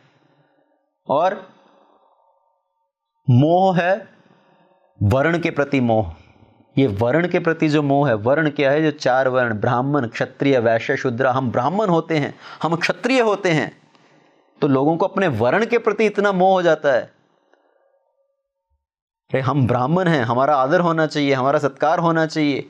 कोई बोलते हैं हम राजपूत होते हैं, हम क्षत्रिय होते हैं। वास्तव में ये जो सब वर्ण हैं, इसका उद्देश्य क्या है? कि हम अपना कर्तव्य का पालन करते करते अपने गुण और कर्म के आधार पर हम भगवान की भक्ति में आगे बढ़ते रहें। तो ये वास्तव में वर्ण का पर्पस है, जो उसका उद्देश्य है। पर लोग अपने वर्ण के साथ ही इतना आसक्त हो जाते हैं कि उनको लगता है कि जो शरीर के माध्यम से जो हमारा वर्ण है, जन्म के आधार पर जो हमारा वर्ण है, वही सब कुछ है। तो वर्ण का मोह, तो इतने सब तरह का मोह है, ये सब मोह का जाल है। और जो सत्संग सुनने का उद्देश्य है वो है कि हम अपने मोह माया के जाल से बाहर निकल सकें। यही सत्संग सुनने का असली उद्देश्य है। जब भगवान कृष्ण ने अर्जुन को भगवत गीता का ज्ञान दिया, तो पूरी गीता बोलने के बाद अर्जुन ने उस समय भगवान को क्या बोला? नष्ट मोह, अभी मेरा जो पूरा मोह है वो पूरा नष्ट हो गया है। भगवान ने बोला अभी तुम वो करो जो तुम्हें अच्छा लगे। भगवान ने अर्जुन के ऊपर किसी चीज को बाध्य नहीं किया कि तुम्हें यही करना होगा जो मैं बता रहा हूं। उन्होंने बोला अभी आप वो करो जो आपको अच्छा लगे। और अर्जुन ने क्या बोला? करिष्ये वचनम तव, अभी मैं वो करूंगा जो आप बोलेंगे। अभी मेरा जो सब मोह है वो नष्ट हो चुका है। तो यही सत्संग का, यही भगवान की कथा सुनने का असली उद्देश्य है कि हमारा जो मोह है वो सब नष्ट हो जाए। हमारा जो ऊपर माया का जो पर्दा पड़ा हुआ है हमारी आंखों के ऊपर, वो पर्दा खुल जाए और हम भगवान को साक्षात दर्शन कर सकें। तो जो माया है, ये भगवान की माया बड़ी प्रबल है। ये माया भगवान की जीव को नचाती है। एक नर्तकी की तरह भगवान की माया सब जीवों को नचा रही है। और उस माया से अगर हमें बचना है तो क्या करना चाहिए? हमें भगवान की शरण ग्रहण करनी चाहिए। उस माया रूपी नर्तकी से अगर बचना है तो उस नर्तकी का उल्टा क्या होता है? कीर्तन। अगर आप नर्तकी शब्द का उल्टा करो तो बन जाएगा कीर्तन। अगर भगवान की माया रूपी नर्तकी से बचना है तो भगवान का कीर्तन करो, भगवान के नाम का जप करो, भगवान की कथा करो, तब हम भगवान की इस माया से बच सकते हैं। अन्यथा भगवान की माया बड़ी प्रबल है। सुग्रीव को भगवान ने बोला कि अभी आप जाकर कुछ समय के लिए अपना राज्य कीजिए, अपना भोग ऐश्वर्य मानिए, और जब ये वर्षा ऋतु समाप्त हो जाएगी तब सब वानरों को सीता जी की खोज में भेजिए। और सुग्रीव अपने राज्य में वापस आकर अपने ऐश्वर्य में इतना व्यस्त हो गया, इतने सालों के बाद उसको ये सब ऐश्वर्य प्राप्त हुआ और वो ऐश्वर्य प्राप्त करके उसकी बुद्धि भ्रष्ट हो गई, वो पूरा मोह के जाल में आ गया। और इधर 4 महीने के समय में, जो चतुर्मास्य के समय है, राम जी नगर से बाहर रहते हुए लक्ष्मण जी के साथ सत्संग कर रहे हैं, लक्ष्मण जी के साथ वार्तालाप कर रहे हैं। लक्ष्मण जी को भगवान ने बड़ा अच्छा प्रवचन किया 4 महीनों के समय के लिए। तो यही तपस्वियों का, यही साधुओं का धर्म है कि 4 महीने जो वर्षा ऋतु है, जिसमें जो ट्रैवल है, जो यातायात है, वो संभव नहीं हो पाता। क्योंकि पुराने समय में, वास्तव में पुराने समय में क्या था, जब कच्चे रास्ते थे तो उस समय पर वर्षा ऋतु में सब रास्ते कीचड़ से भर जाएंगे, जो नदियां हैं उनमें पानी भर जाएगा। उन सब परिस्थितियों में यातायात संभव नहीं है। और सब साधु महात्मा अपने अपने स्थान पर रहकर वो भगवान का ध्यान करते थे, भगवान की कथा का श्रवण करते थे, सत्संग करते थे। और उसी तरह भगवान राम चतुर्मास्य में, अभी ये वर्षा ऋतु के समय पर लक्ष्मण जी के साथ वहां पर विराजमान होकर सत्संग कर रहे हैं, लक्ष्मण जी को शिक्षा प्रदान कर रहे हैं। पहले तो उन्होंने वर्षा ऋतु का वर्णन किया और फिर उन्होंने वर्षा ऋतु, जैसे ही 4 महीने का समय बीता, शीत ऋतु आई, शरद ऋतु आई, तो उन्होंने शरद ऋतु का वर्णन किया। और ये ऋतुओं का वर्णन ऐसा नहीं है कि सिंपल साधारण ऋतुओं का वर्णन है। ये ऋतुओं का वर्णन कि कैसे ये जीव के जीवन के आधार पर है। जैसे जवानी जाती है, बुढ़ापा आता है, वैसे ही ये वर्षा ऋतु जाती है और शीत ऋतु आती है। वर्षा ऋतु के जाते ही जब शीत ऋतु आती है तो पूरी जो धरती है वो सफेद सफेद फूलों से भर जाती है। उसका वास्तविक अर्थ क्या है कि जब जवानी जाती है, बुढ़ापा आने लगता है, तो ये सब सफेद बाल आने लगते हैं। और बुढ़ापा आते आते व्यक्ति को अपने ये भोग ऐश्वर्य का त्याग करके अपने जीवन के उद्देश्य के प्रति सजग हो जाना चाहिए, उसके प्रति जागरूक हो जाना चाहिए। तो इस तरह से 4 महीने की अवधि तक भगवान ने लक्ष्मण जी के साथ सत्संग किया। हमें भगवान की कथा आगे बढ़ानी है। अगर हम ये पूरा वर्षा ऋतु का और शीत ऋतु का वर्णन करने बैठेंगे तो ये अपने आप में ये बड़ा लंबा भगवान की कथा हो सकती है। उसके अंदर जो शिक्षाएं हैं, जो कुछ सीखने को है, तो उसको हम किसी अलग समय पर विस्तार से वर्णन करेंगे। पर जैसे ही ये 4 महीने की अवधि खत्म हुई और भगवान राम सुग्रीव की प्रतीक्षा कर रहे हैं कि सुग्रीव को मैंने 4 महीने का अवसर दिया था कि जैसे ही ये वर्षा ऋतु समाप्त हो जाएगी तब उनको मेरा कार्य करना है। और सुग्रीव अभी तक वापस नहीं पाया। सुग्रीव ने वास्तव में मुझे भुला दिया है। सुग्रीव सुध मोरी बिसारी, पावा राज कोस पुर नारी। कि सुग्रीव को ये चीजें प्राप्त हो गई हैं, ये 4 चीजें, और उनको प्राप्त करके सुग्रीव ने अभी मुझे भुला दिया है। और ये 4 चीजें क्या हैं? पावा, राज, कोश, पुर, नारी। देखिए अभी फिर से सुग्रीव को एक साइड कीजिए और वहां पर अपने आप को बिठाइए। जहां जहां सुग्रीव है आप अपने आप को बिठाते जाइए वहां पर। तो पावा, राज, कोश, पुर, नारी, तो ये 4 चीजें प्राप्त करके जो जीव है वो भगवान को भूल जाता है। ये 4 चीजें क्या हैं? राज, राज मतलब राज्य, पर राज का मतलब है पद। जैसे ही हमें किसी पद की प्राप्ति होती है, अगर हमें कुछ उच्च पद मिल जाता है, किसी को कोई बड़ा प्रतिष्ठा मिल गया समाज के अंदर, कुछ बड़ा पद मिल गया, किसी को अपनी जॉब के अंदर एक बड़ी पोजीशन मिल गई, तो वैसे बड़ी पोजीशन पाकर, एक पद पाकर हम भगवान को भूल जाते हैं। लोग बोलते हैं कि मेरा इतना मान सम्मान है, मेरा इतना पद प्रतिष्ठा है। जो राजा, ये नेता अभिनेता लोग होते हैं, उनको लगता है हम साधारण समाज के अंदर कैसे आ सकते हैं, हम साधारण लोगों के साथ कैसे उठ बैठ सकते हैं। तो लोगों को सत्संग के अंदर आने में भी शर्म महसूस होती है कि हमारी बहुत बड़ी हस्ती है, हम हाई सोसाइटी में आते हैं, हाई क्लास में आते हैं। तो ये पद पाकर हम भगवान को भुला देते हैं। और दूसरी चीज क्या है? राज, कोश, कोश मतलब संपत्ति, धन।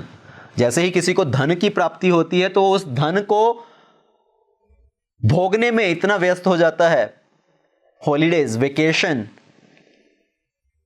पार्टियां, तो ये सब चीजों में लोग इतना व्यस्त हो जाते हैं कि उनको भगवान के लिए समय नहीं है, भगवान को याद करने के लिए समय नहीं है। और पुर, पुर का अर्थ क्या है? सुग्रीव के लिए पुर था उसका महल, पर वास्तव में पुर का अर्थ क्या है? परिवार। जैसे ही हमें परिवार मिलता है, पत्नी की प्राप्ति होती है, पति की प्राप्ति होती है, पुत्र की प्राप्ति होती है, तो लोग इन सब चीजों में अपने संबंधियों के साथ इतना व्यस्त हो जाते हैं कि उसी में पूरा समय बीत जाता है। पत्नी के साथ समय बिताने में, अपने पुत्र पुत्रियों के साथ समय बिताने में, और सगे संबंधियों के साथ समय बिताने में, कभी यहाँ शादी, कभी वहाँ पर बर्थडे पार्टी। तो इन्हीं सब चीज़ों में व्यक्ति इतना व्यस्त हो जाता है कि भगवान को भूल जाता है। और चौथी चीज़ क्या है? नारी। अभी नारी का वास्तविक अर्थ यहाँ पर स्त्री नहीं है, पत्नी नहीं है। नारी का वास्तविक अर्थ क्या है? नारी जनरली अगर शब्द के आधार पर देखा जाए तो लोग समझेंगे कि नारी का अर्थ है वुमन, स्त्री। पर नारी, नारी का सही अर्थ क्या है? नरानाम अरि। जो मनुष्य का असली शत्रु है वो है नारी। अभी यहां पर नारी की निंदा नहीं है, इसको शब्द के आधार पर नारी का अर्थ ये नहीं लीजिए कि उसको स्त्री के रूप में या वुमन के लिए बोल रहे हैं। नारी का अर्थ है नरानाम अरि। नरानाम अरि मतलब क्या है? काम। जो काम है जीव के हृदय में, वही उसका सबसे बड़ा शत्रु है। काम की वजह से जब हृदय के अंदर ये काम भावना है, ये वासनाएं हैं, तो व्यक्ति भगवान को भुला देता है। तो ये 4 चीजों की प्राप्ति कर कर लोग भगवान को भूल जाते हैं। राज, कोश, पुर, नारी। तो भगवान बोले कि सुग्रीव ने मुझे भुला दिया इन 4 चीजों की प्राप्ति करके। और वैसे ही जीव के साथ भी वही होता है। जब हम बोलते हैं कि सत्संग में आइए, मंदिर में आइए, भगवान की कथा श्रवण कीजिए, भगवान के कीर्तन में भाग लीजिए, तो ज़्यादातर लोग बोलते हैं हमारे पास समय नहीं है। अगर कोई एक बार आया और दूसरी बार नहीं आया, उनको पूछो आप कल क्यों नहीं आ पाए, तो बोलते हैं हमें कुछ काम आ गया था। तो ये काम ही जीव का सबसे बड़ा शत्रु है, जो हमें भगवान को भुला देता है कि हम अपने काम में इतने व्यस्त हो गए थे कि हम भगवान के सत्संग में नहीं आ पाए, कथा में नहीं आ पाए। तो इन 4 चीजों की प्राप्ति करके जीव भगवान को भुला देता है। वैसे ही सुग्रीव 4 महीने अपने भोग ऐश्वर्य में इतना व्यस्त हो गया कि उसने भगवान को भुला दिया। 4 महीने की अवधि पूरी होने के बाद राम जी इंतजार कर रहे हैं कि सुग्रीव आएगा अपनी वानर सेना के साथ सीता जी की खोज शुरू करने के लिए। पर जब सुग्रीव नहीं आया तो राम जी को क्रोध आया। राम जी ने क्रोध प्रकट किया।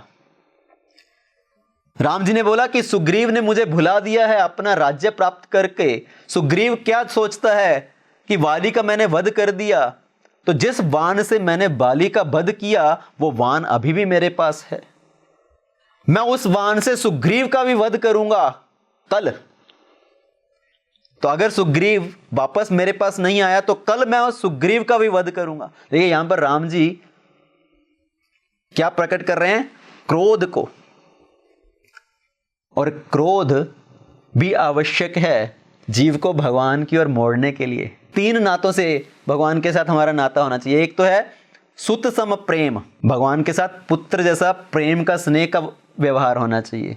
सुत सम प्रेम प्रतीति मित्र सम, जैसे मित्र के प्रति विश्वास का संबंध होता है वैसे ही भगवान के प्रति विश्वास का संबंध होना चाहिए।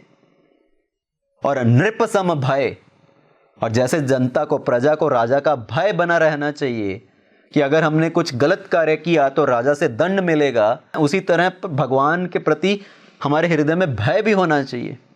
तो ये 3 संबंध भगवान के साथ होने चाहिए। एक तो पुत्र के सम प्रेम का संबंध, मित्र की तरह विश्वास का संबंध, और राजा की तरह भय का संबंध। देखिए ये तीनों संबंध आवश्यक हैं।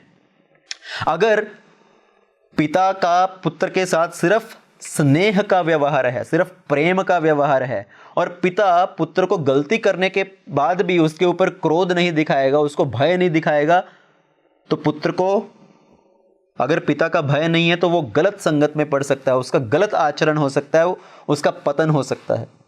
तो इसलिए पिता को अपने पुत्र को सही रास्ता दिखाने के लिए कभी कभी उसके ऊपर क्रोध भी करना पड़ता है, उसको भय भी दिखाना पड़ता है। और साथ ही एक विश्वास का संबंध भी होना चाहिए। तो उसी तरह से भगवान का जीव के साथ जो संबंध है, हमें भगवान के साथ प्रेम का संबंध तो बनाना ही है, पर साथ में हमें भगवान के प्रति, भगवान के साथ थोड़ा भय का व्यवहार भी होना चाहिए कि अगर मैंने गलत कर्म किया तो भगवान मुझे दंड देंगे। ये ज्यादातर लोग इस संसार में देखा जाए तो सिर्फ भगवान के साथ भय का ही संबंध मानते हैं कि अगर मैंने कुछ कर दिया तो भगवान मेरा कुछ अहित कर देंगे। भगवान वास्तव में प्रेम का विषय है, भय का विषय नहीं है। वास्तव में हमें भगवान के प्रति प्रेम प्रकट करना है, भगवान के साथ प्रेम का संबंध स्थापित करना है, पर प्रेम के साथ साथ भगवान के प्रति हमारे हृदय में थोड़ा भय का भी व्यवहार होना चाहिए कि अगर मैंने गलत किया तो भगवान कुछ अहित भी कर सकते हैं। तो जैसे सुग्रीव भगवान को भुला दिया तो भगवान ने उसके प्रति क्रोध उत्पन्न किया, क्रोध प्रकट किया। देखिए अभी भगवान के हृदय में क्रोध है नहीं, पर भगवान उसको बाहर से क्रोध दिखा रहे हैं सुग्रीव को सही रास्ते पर लाकर आने के लिए। जैसे जनक महाराज, जब जनक महाराज की सभा में सब राजा मिलकर आने लगे उस धनुष को उठाने के लिए, तो जनक महाराज ने क्रोध किया। अभी जनक महाराज के अंदर क्रोध है नहीं, पर बाहर से वो क्रोध प्रकट कर रहे हैं। उसी तरह से भरत जी ने कैकेयी के ऊपर क्रोध प्रकट किया। भरत के अंदर क्रोध है नहीं, पर कैकेयी का भला करने के लिए, कैकेयी को सही रास्ते पर लेकर आने के लिए, उसको भगवान के प्रति फिर से आसक्ति उत्पन्न करने के लिए भरत जी ने कैकेयी के ऊपर क्रोध किया। तो उसी तरह से भगवान जीव के ऊपर क्रोध करते हैं, जीव को सही रास्ता दिखाने के लिए। भगवान हमें सब कुछ प्रदान कर रहे हैं, हमारी सब आवश्यकताओं को, हमारी सब जरूरतों को भगवान प्रदान कर रहे हैं, पर उन सब जरूरतों को पूरा होते ही जब हमें भगवान से सब चीजें मिलती हैं तो हम भगवान को भुला देते हैं और हम अपने विनाश के मार्ग की ओर चल पड़ते हैं। जब हम अपनी इंद्रिय तृप्ति में इतना व्यस्त हो जाते हैं तो वास्तव में हमारे विनाश का कारण बनती हैं।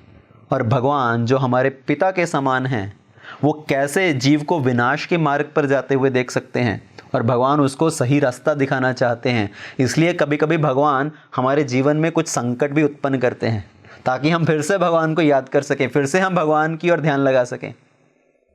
जैसे एक बार एक गांव में एक बड़ा धनी व्यक्ति था।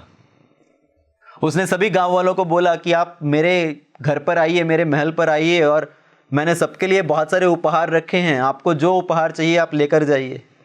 तो सब पूरे गांव के लोग आते उसके पास और जितने भी सब उपहार पड़े होते ले लेकर वापस चले जाते। तो रोज लोग आते, कुछ ना कुछ लेकर चले जाते। कोई भी उस व्यक्ति की ओर ध्यान नहीं दे रहा है कि ये देने वाला कौन है, हम उसको भी देखें। तो ये व्यक्ति सोच रहा है कि सब लोग आते हैं, उपहार लेकर चले जाते हैं, मेरी तरफ कोई देखता भी नहीं है। तो एक दिन वो अपनी छत पर खड़ा हुआ और जैसे ही लोग उपहार लेकर जा रहे हैं उसने ऊपर से एक पत्थर फेंका और व्यक्ति के ऊपर जैसे ही वो पत्थर गिरा तो उसने सोचा ये पत्थर किसने फेंका मेरे ऊपर। उसने मुंह उठाकर ऊपर की ओर देखा तो उस व्यक्ति को बड़ा आनंद हुआ कि मैं इतने दिनों से सबको उपहार दे रहा हूं, किसी ने मुझे देखा तक नहीं, मेरी ओर ध्यान नहीं दिया। अब मैंने किसी के ऊपर पत्थर फेंका तब जाकर उन्होंने मेरी ओर देखा। तो यही हमारा भगवान के साथ भी होता है। हमारे साथ भगवान हमें इतना सब ऐश्वर्य प्रदान कर रहे हैं, सब सुख सुविधा दे रहे हैं हमारे जीवन में, पर हम भगवान को भुला देते हैं।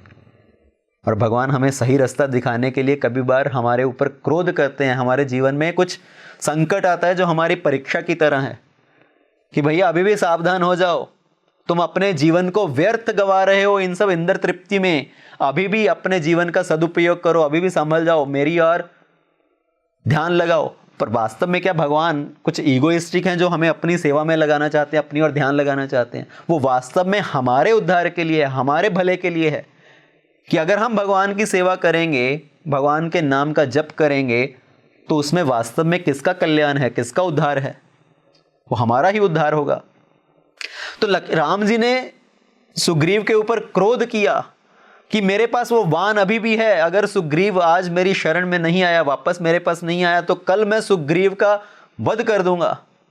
और लक्ष्मण ने जैसे ही ये सुना, लक्ष्मण जी को बड़ा आनंद आया कि आज तो राम जी मेरी भाषा बोल रहे हैं, मेरी वाणी बोल रहे हैं।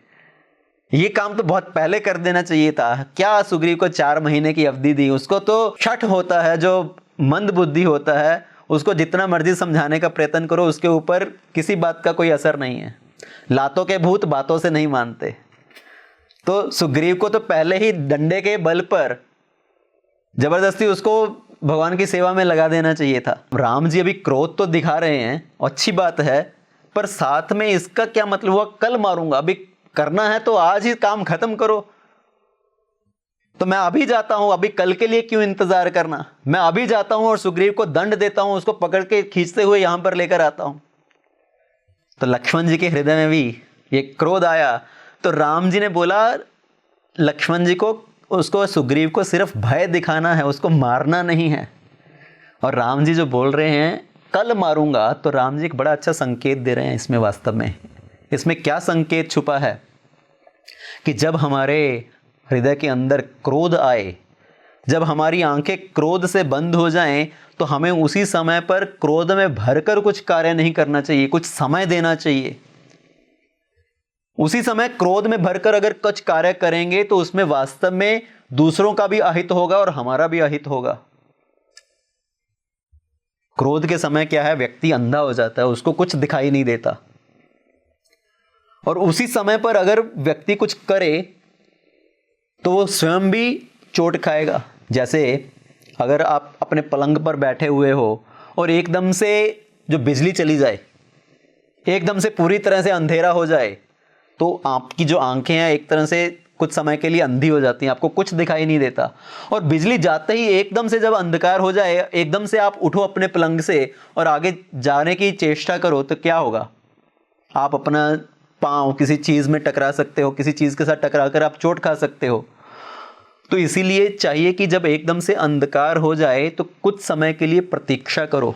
जब आपकी आंखें उस अंधकार के अभ्यस्त हो जाएंगी, when your eyes become conditioned to that darkness, जो आंखें हैं वो उस अंधकार में देखने के लिए थोड़ा सक्षम हो जाती हैं, तब जाकर आप अपना अगला कार्य करो। तो उसी तरह से जब हृदय में क्रोध की भावना आती है, क्रोध उत्पन्न होता है, उसी समय पर हमें कुछ कार्य नहीं कर देना चाहिए। तो जो व्यक्ति अपने क्रोध को वश में कर सके, उस क्रोध के आवेश में आकर कार्य ना करे, वही वास्तव में जीवन में आगे बढ़ सकता है, सफल हो सकता है। बहुत सारे लोग अपने क्रोध के ऊपर काबू नहीं रख पाते और क्रोध में बहुत सारे वचन बोलते हैं। मैं तुम्हें जलाकर खाक कर दूंगा, मैं तुम्हारा नामो निशान मिटा दूंगा। तो ये सब क्या है? ये क्रोध के वचन हैं। शास्त्रों में 2 चीजें बताई गई हैं। एक तो जब क्रोध आए तो उसको आगे के ऊपर टाल दो, उसी समय कार्य मत करो। तो जो हम बोलते हैं ना, आज करे सो कल कर, कल करे सो परसों, इतनी भी क्या जल्दी है जब जीना इतने वर्षों। ये जो संदेश है ये उस परिस्थिति के लिए है जब आपके हृदय में क्रोध की भावना हो। जब क्रोध आए तो उसी समय पर कार्य मत करो, उसको कल के ऊपर टाल दो। पर जब हृदय में अच्छा काम करने का विचार आए, जब आपका मन शांत हो और आप कुछ अच्छा कार्य करना चाहते हो, तो उस कार्य को उसी समय कर डालो।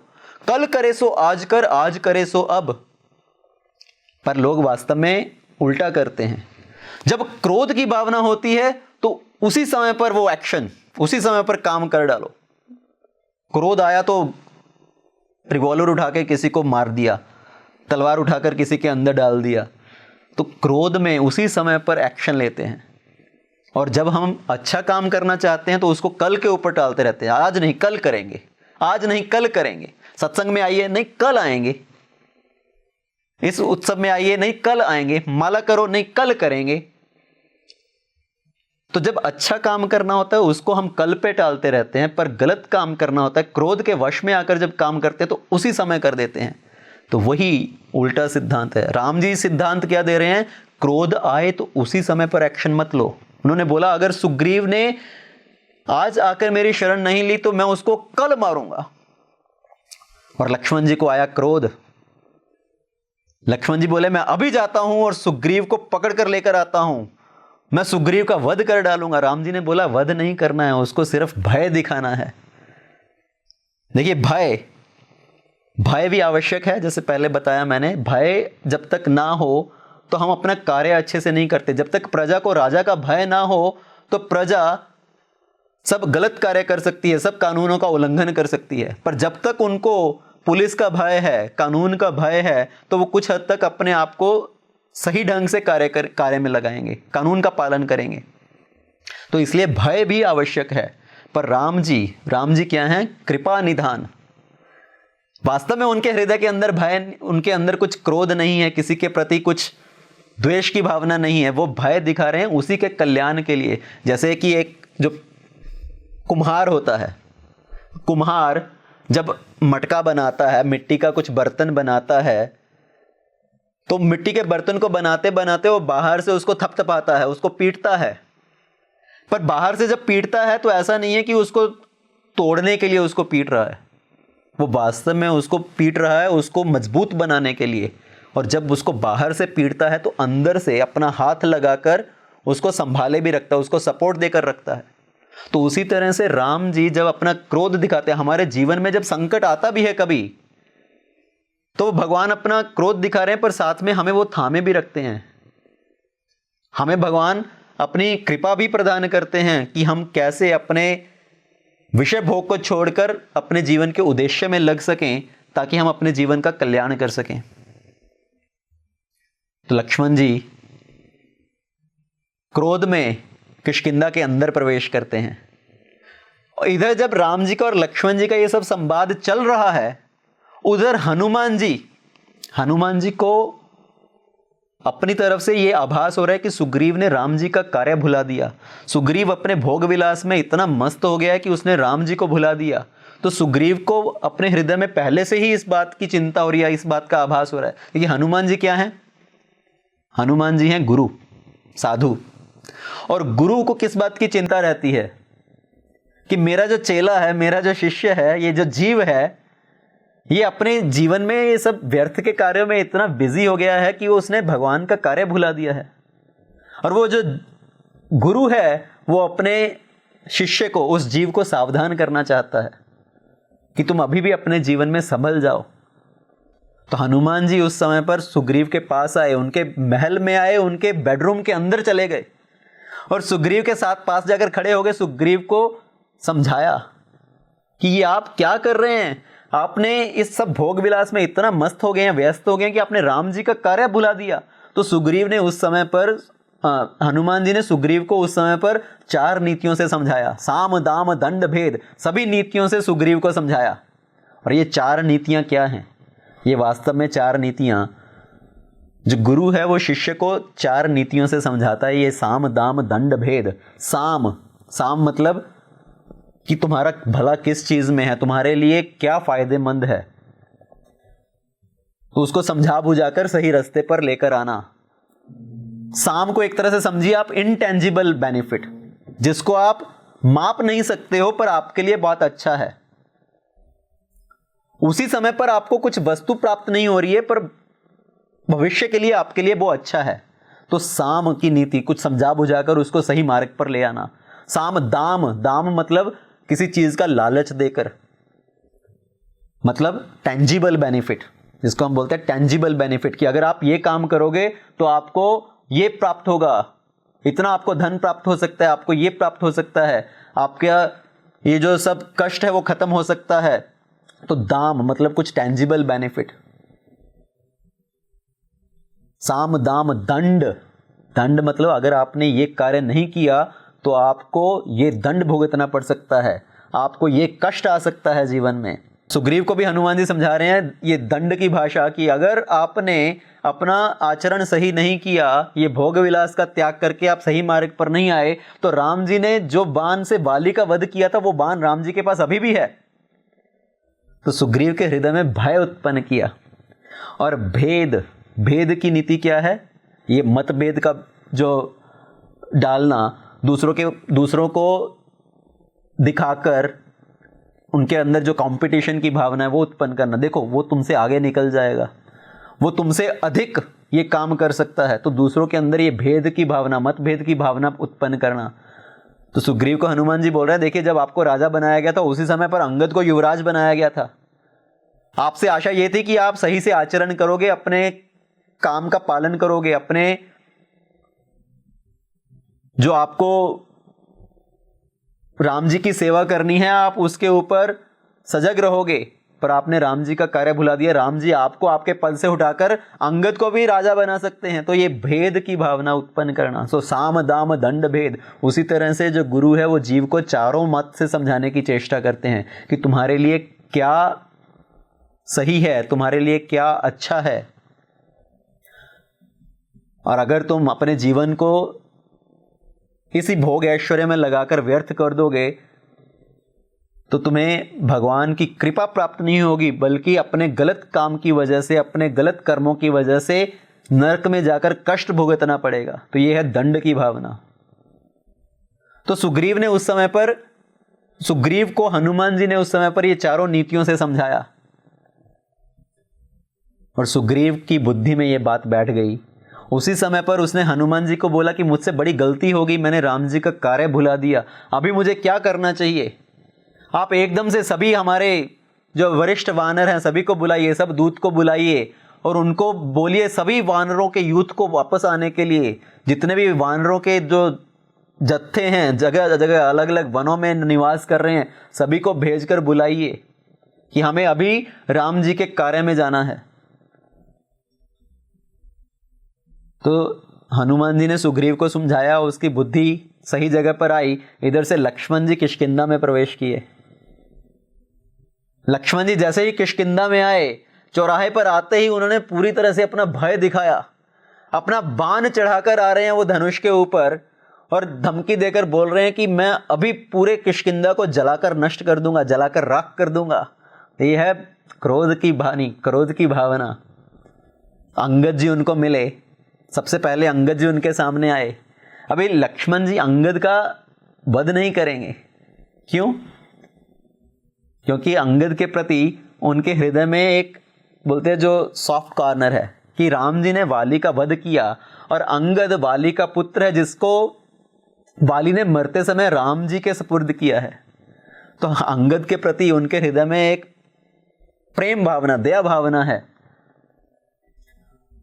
और जब सुग्रीव के पास समाचार पहुंचा कि लक्ष्मण जी बड़े क्रोध में भरकर आए हैं अपने धनुष के ऊपर बाण चढ़ाकर, तो सुग्रीव को बड़ा भय हुआ कि मैं लक्ष्मण जी के सामने नहीं जाना चाहता। एकदम से आप हनुमान जी को उन्होंने बोला कि आप तारा को लेकर लक्ष्मण जी के पास जाइए और उनको समझा बुझाकर मेरे महल में लेकर आइए। तो हनुमान जी तारा को लेकर लक्ष्मण जी के पास गए, उनको बातों में लगाया, उनको शांत किया। हनुमान जी ने राम जी की कथा बतानी आरंभ की। और लक्ष्मण जी क्या हैं? लक्ष्मण जी हैं भक्त। लक्ष्मण जी जब भगवान की कथा चल रही है तो वो शांत हो जाएंगे। हनुमान जी लक्ष्मण को राम जी की कथा सुनाते सुनाते धीरे धीरे उनको सुग्रीव के महल में लेकर आए, उनको सुग्रीव के महल में लाकर एक पलंग पे बिठाया, एक आसन पर बिठाया, और जब लक्ष्मण जी शांत हुए तब जाकर सुग्रीव लक्ष्मण के पास आए, उनको प्रणाम किया और बोला मुझसे बहुत बड़ी गलती होगी, मैंने राम जी के कार्य को भुला दिया। अभी हम सब लोग चलते हैं राम जी के पास और हम राम जी के कार्य में अभी से लग जाते हैं। तो उस समय पर अंगद को आगे करके, हनुमान जी को आगे करके अपनी पूरी वानर सेना के साथ सुग्रीव लक्ष्मण जी के साथ राम जी के पास आया, राम जी को प्रणाम किया। देखिए अभी सुग्रीव क्या है, जीव, और जीव बड़ा चालाक है। ये जीव बार बार चालाकी करता है। हम गलती करते हैं पर फिर भी अपनी गलती मानते नहीं है। सुग्रीव क्या कर रहा है, सुग्रीव भगवान के पास गया, राम जी के पास आया और राम जी को आके क्या बोल रहा है कि प्रभु मुझे क्षमा कीजिए, आपकी माया बड़ी प्रबल है, मैं क्या कर सकता हूं, मैं तो ठहरा अधम जीव, मैं तो अति कामी वानर, मैं इन सब विषय भोग में रक्त हो गया। बड़े बड़े मुनि भक्त लोग ये सब ऐश्वर्य पाकर अपना सब ध्यान भूल जाते हैं, तो मेरी तो बात ही क्या है। ये वास्तव में मेरा दोष नहीं है, ये आपकी माया बड़ी प्रबल है। तो ये क्या कर रहा है, वो पूरा दोष भगवान की माया पे डाल रहा है कि आपकी माया ने मुझे भटका दिया।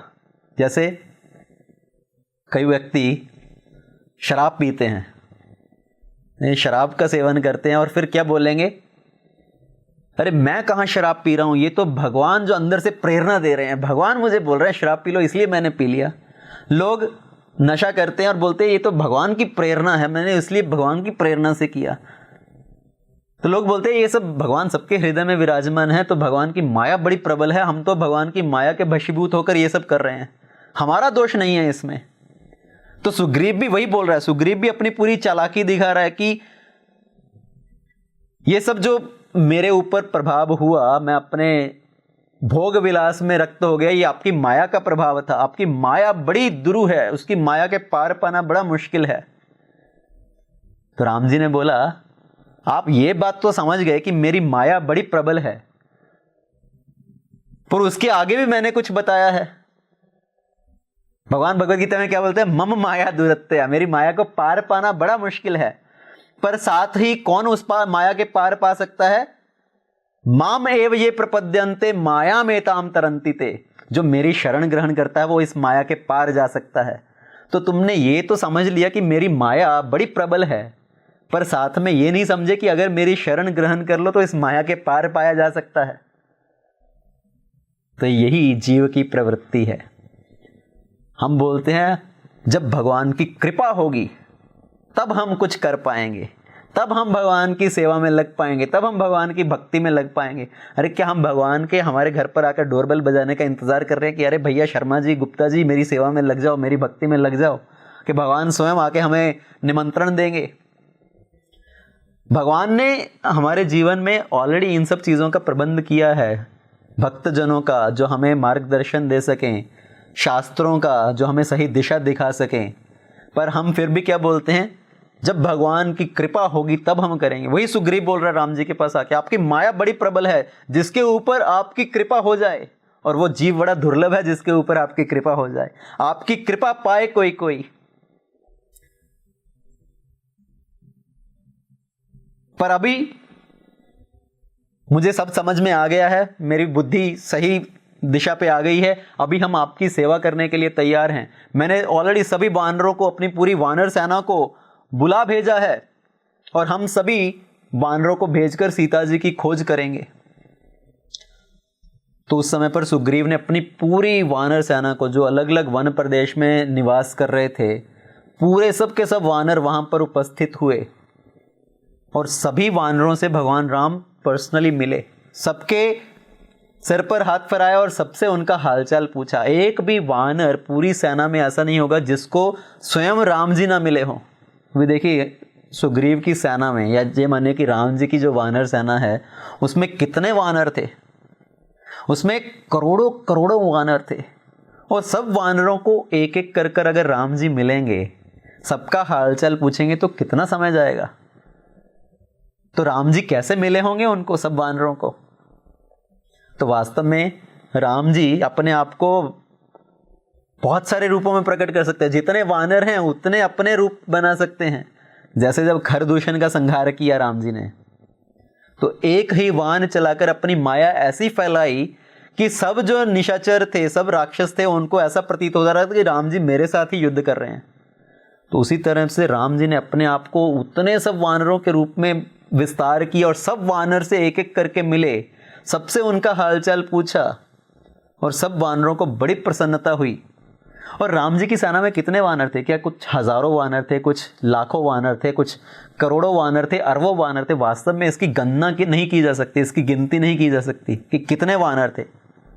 ये तो उस तरह की बात है, कोई गंगा जी पर जाए अपना 1 लीटर का कप लेकर और गंगा जी को अपने 1 लीटर कप से नापने की कोशिश करे, 1 कप भरे और उसको डाले, 1 लीटर हो गया, 2 लीटर हो गया, 3 लीटर हो गया।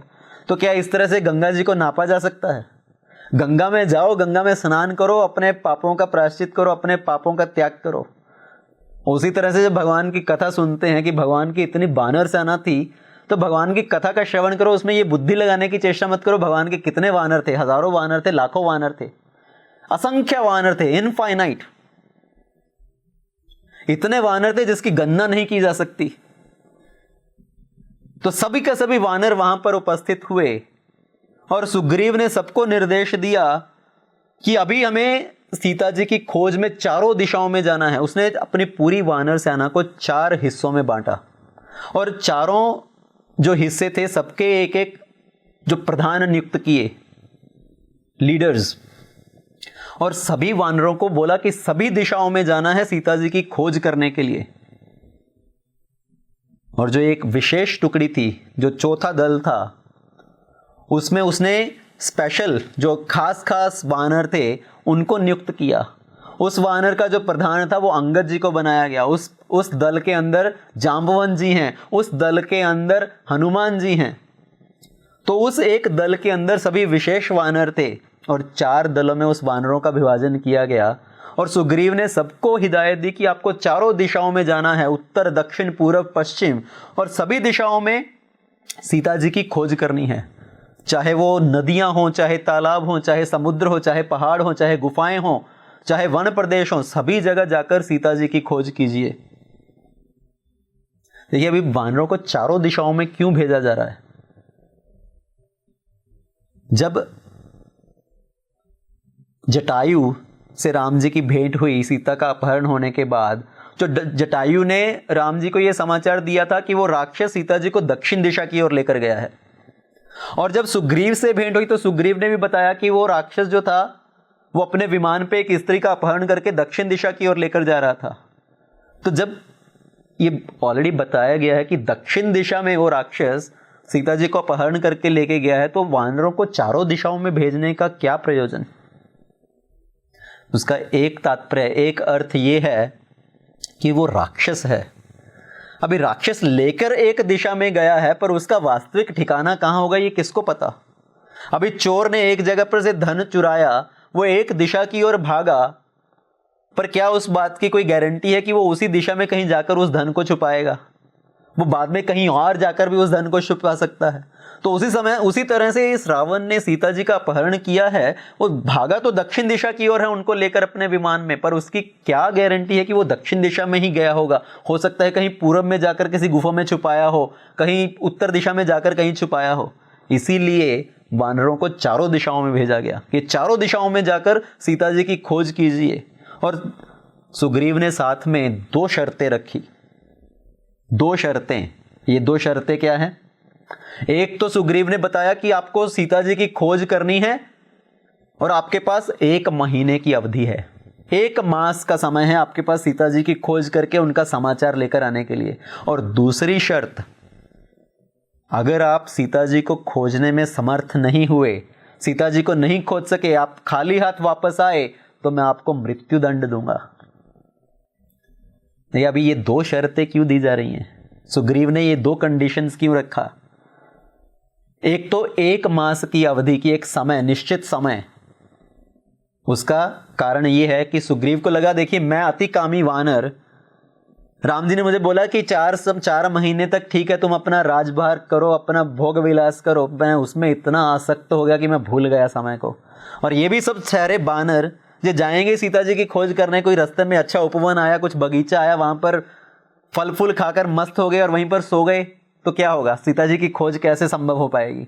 तो इसीलिए 1 मास की अवधि, और साथ में ये भी संकेत है सब जीवों के लिए कि जब हम भगवान की भक्ति में लगते हैं, भगवान के कार्य में लगते हैं, तो हमें एक निश्चित अवधि होनी चाहिए कि मुझे ये भगवान का कार्य करना ही करना है। उसको कल के ऊपर मत टालते रहिए कि आज इस साल नहीं कर पाए तो चलो अगले साल करेंगे, आज नहीं तो कल, क्योंकि ये जीव की प्रवृत्ति है।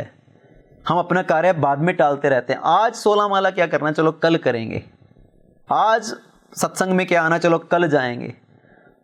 एक निश्चित अवधि, क्योंकि जब जवानी बीतेगी, बुढ़ापा आएगा, उस समय पर हमारे अंदर इतना सामर्थ्य नहीं होगा कि हम कुछ कर सकें। उस समय पर बुद्धि क्षीण होने लगती है, हमारा शारीरिक सामर्थ्य क्षीण होने लगता है, तो उस समय पर हम क्या भगवान की भक्ति कर पाएंगे? इसलिए निश्चित समय रहते रहते भगवान का कार्य करना। तो इसलिए 1 मास की अवधि। और दूसरा, अगर खाली हाथ आए तो मृत्यु दंड मिलेगा, तो ये है भय, उनको भय दिखाना, क्योंकि बिना भय ना होए प्रीति। जब तक भय ना हो तब तक लोगों के अंदर भगवान के प्रति प्रीति उत्पन्न नहीं होती। तो ये भी एक कारण है। तो इसलिए सुग्रीव ने भय दिखाया और 1 मास की अवधि दी और सभी वानरों को अलग अलग दिशाओं में भेजा। एक वानर दल उत्तर दिशा की ओर गया, एक पूर्व दिशा की ओर गया, एक पश्चिम दिशा की ओर गया, और ये जो चौथा दल था, जो खास दल था, जिसमें सभी विशेष विशेष वानर थे, उनको दक्षिण दिशा की ओर भेजा जा रहा है। और हनुमान जी, सब वानर प्रणाम कर करके राम जी को अपने कार्य में लग रहे हैं। और सबसे बाद में हनुमान जी आए। हनुमान जी सबसे बाद में आए।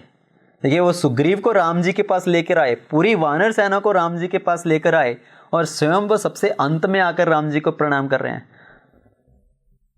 क्योंकि जो गुरु हैं, जो भक्त हैं, जो साधु हैं, उनका क्या भावना है कि मैं सबको भगवान के साथ जोड़ दूं। वो चाहे स्वयं पीछे पीछे रहें और सबको भगवान के पास आगे आगे भेजना चाहते हैं कि आप जाइए आगे, आप जाकर भगवान की कृपा प्राप्त कीजिए। तो सबसे अंत में हनुमान जी आए, और जैसे ही हनुमान जी ने आकर प्रणाम किया, राम जी ने उनको पकड़कर अपने बड़े समीप बिठा लिया।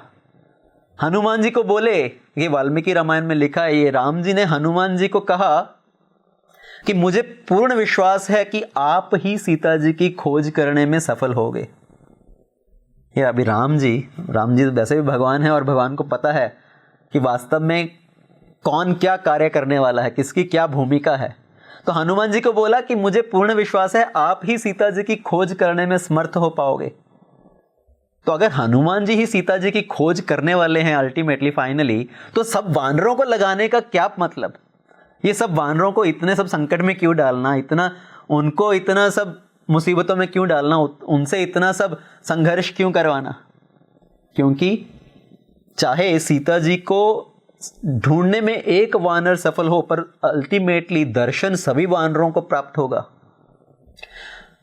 तो सफल अपने जीवन के लक्ष्य में चाहे कोई कोई हो पाए, पर जब हम सब भगवान की सेवा में लगते हैं तो हम अपने जीवन के उद्देश्य में आगे बढ़ पाते हैं। हम अपने जीवन को सफल बना पाएंगे। आज नहीं तो कल हम उस उद्देश्य में सफल हो पाएंगे। सीता जी को चाहे खोजा हनुमान जी ने, पर जब सीता जी के दर्शन का समय आया तो सभी वानरों को सीता जी का दर्शन प्राप्त हुआ, भक्ति देवी का दर्शन प्राप्त हुआ। ये जब रावण का वध करने के बाद विभीषण सीता जी को पालकी में लेकर आ रहे थे राम जी के पास, सब वानर जो थे सीता जी को देखने के लिए ललायत हो रहे थे। सब वानर दोनों तरफ लाइन बनाकर खड़े थे कि सीता जी की एक दर्शन प्राप्त हो जाए। उस समय पर राम जी ने सीता जी को बोला कि आप पालकी से उतरकर वानरों के बीच में से चलकर आइए हमारे पास। उसका कारण क्या था? ताकि जितने सब वानरों ने इतना संघर्ष किया है राम जी की सहायता करने के लिए, सीता जी की खोज करने के लिए, रावण की सेना से युद्ध करने के लिए, वो सीता जी के दर्शन कर सकें। तो चाहे एक हनुमान जी सिर्फ सीता जी की खोज करने में सफल हों, पर दर्शन सबको प्राप्त हो पाएगा। तो इसलिए जो गुरु का कर्तव्य है या गुरु का जो कार्य है, सभी को भगवान की सेवा में लगाना। हर किसी का कुछ ना कुछ कार्य क्षेत्र है जो भगवान की सेवा में वो कर सकते हैं। तो सभी वानरों को भेजा गया और हनुमान जी जब प्रणाम करने आए तो राम जी ने उनको अपने पास बिठाया कि आप ही सीता जी की खोज करने में सफल हो पाओगे। और राम जी ने अपने हाथ से एक अंगूठी निकालकर हनुमान जी को प्रदान की। और ये अंगूठी कौन सी अंगूठी है? जैसे ही राम जी ने अपने हाथ से वो अंगूठी को निकाला, उनके आंखों में अश्रुधारा आ गई। उनको उस लीला का स्मरण हो आया कि जब गंगा पार करके केवट ने राम जी को प्रणाम किया, राम जी केवट को कुछ देना चाहते थे उतराई के रूप में, उनके पास देने के लिए कुछ नहीं था। तब सीता जी ने ये अंगूठी उतार कर राम जी को दी, उनके हाथ में थमा दी कि आप केवट को ये अंगूठी उतराई के रूप में दीजिए। तो तब से वो अंगूठी राम जी के पास थी।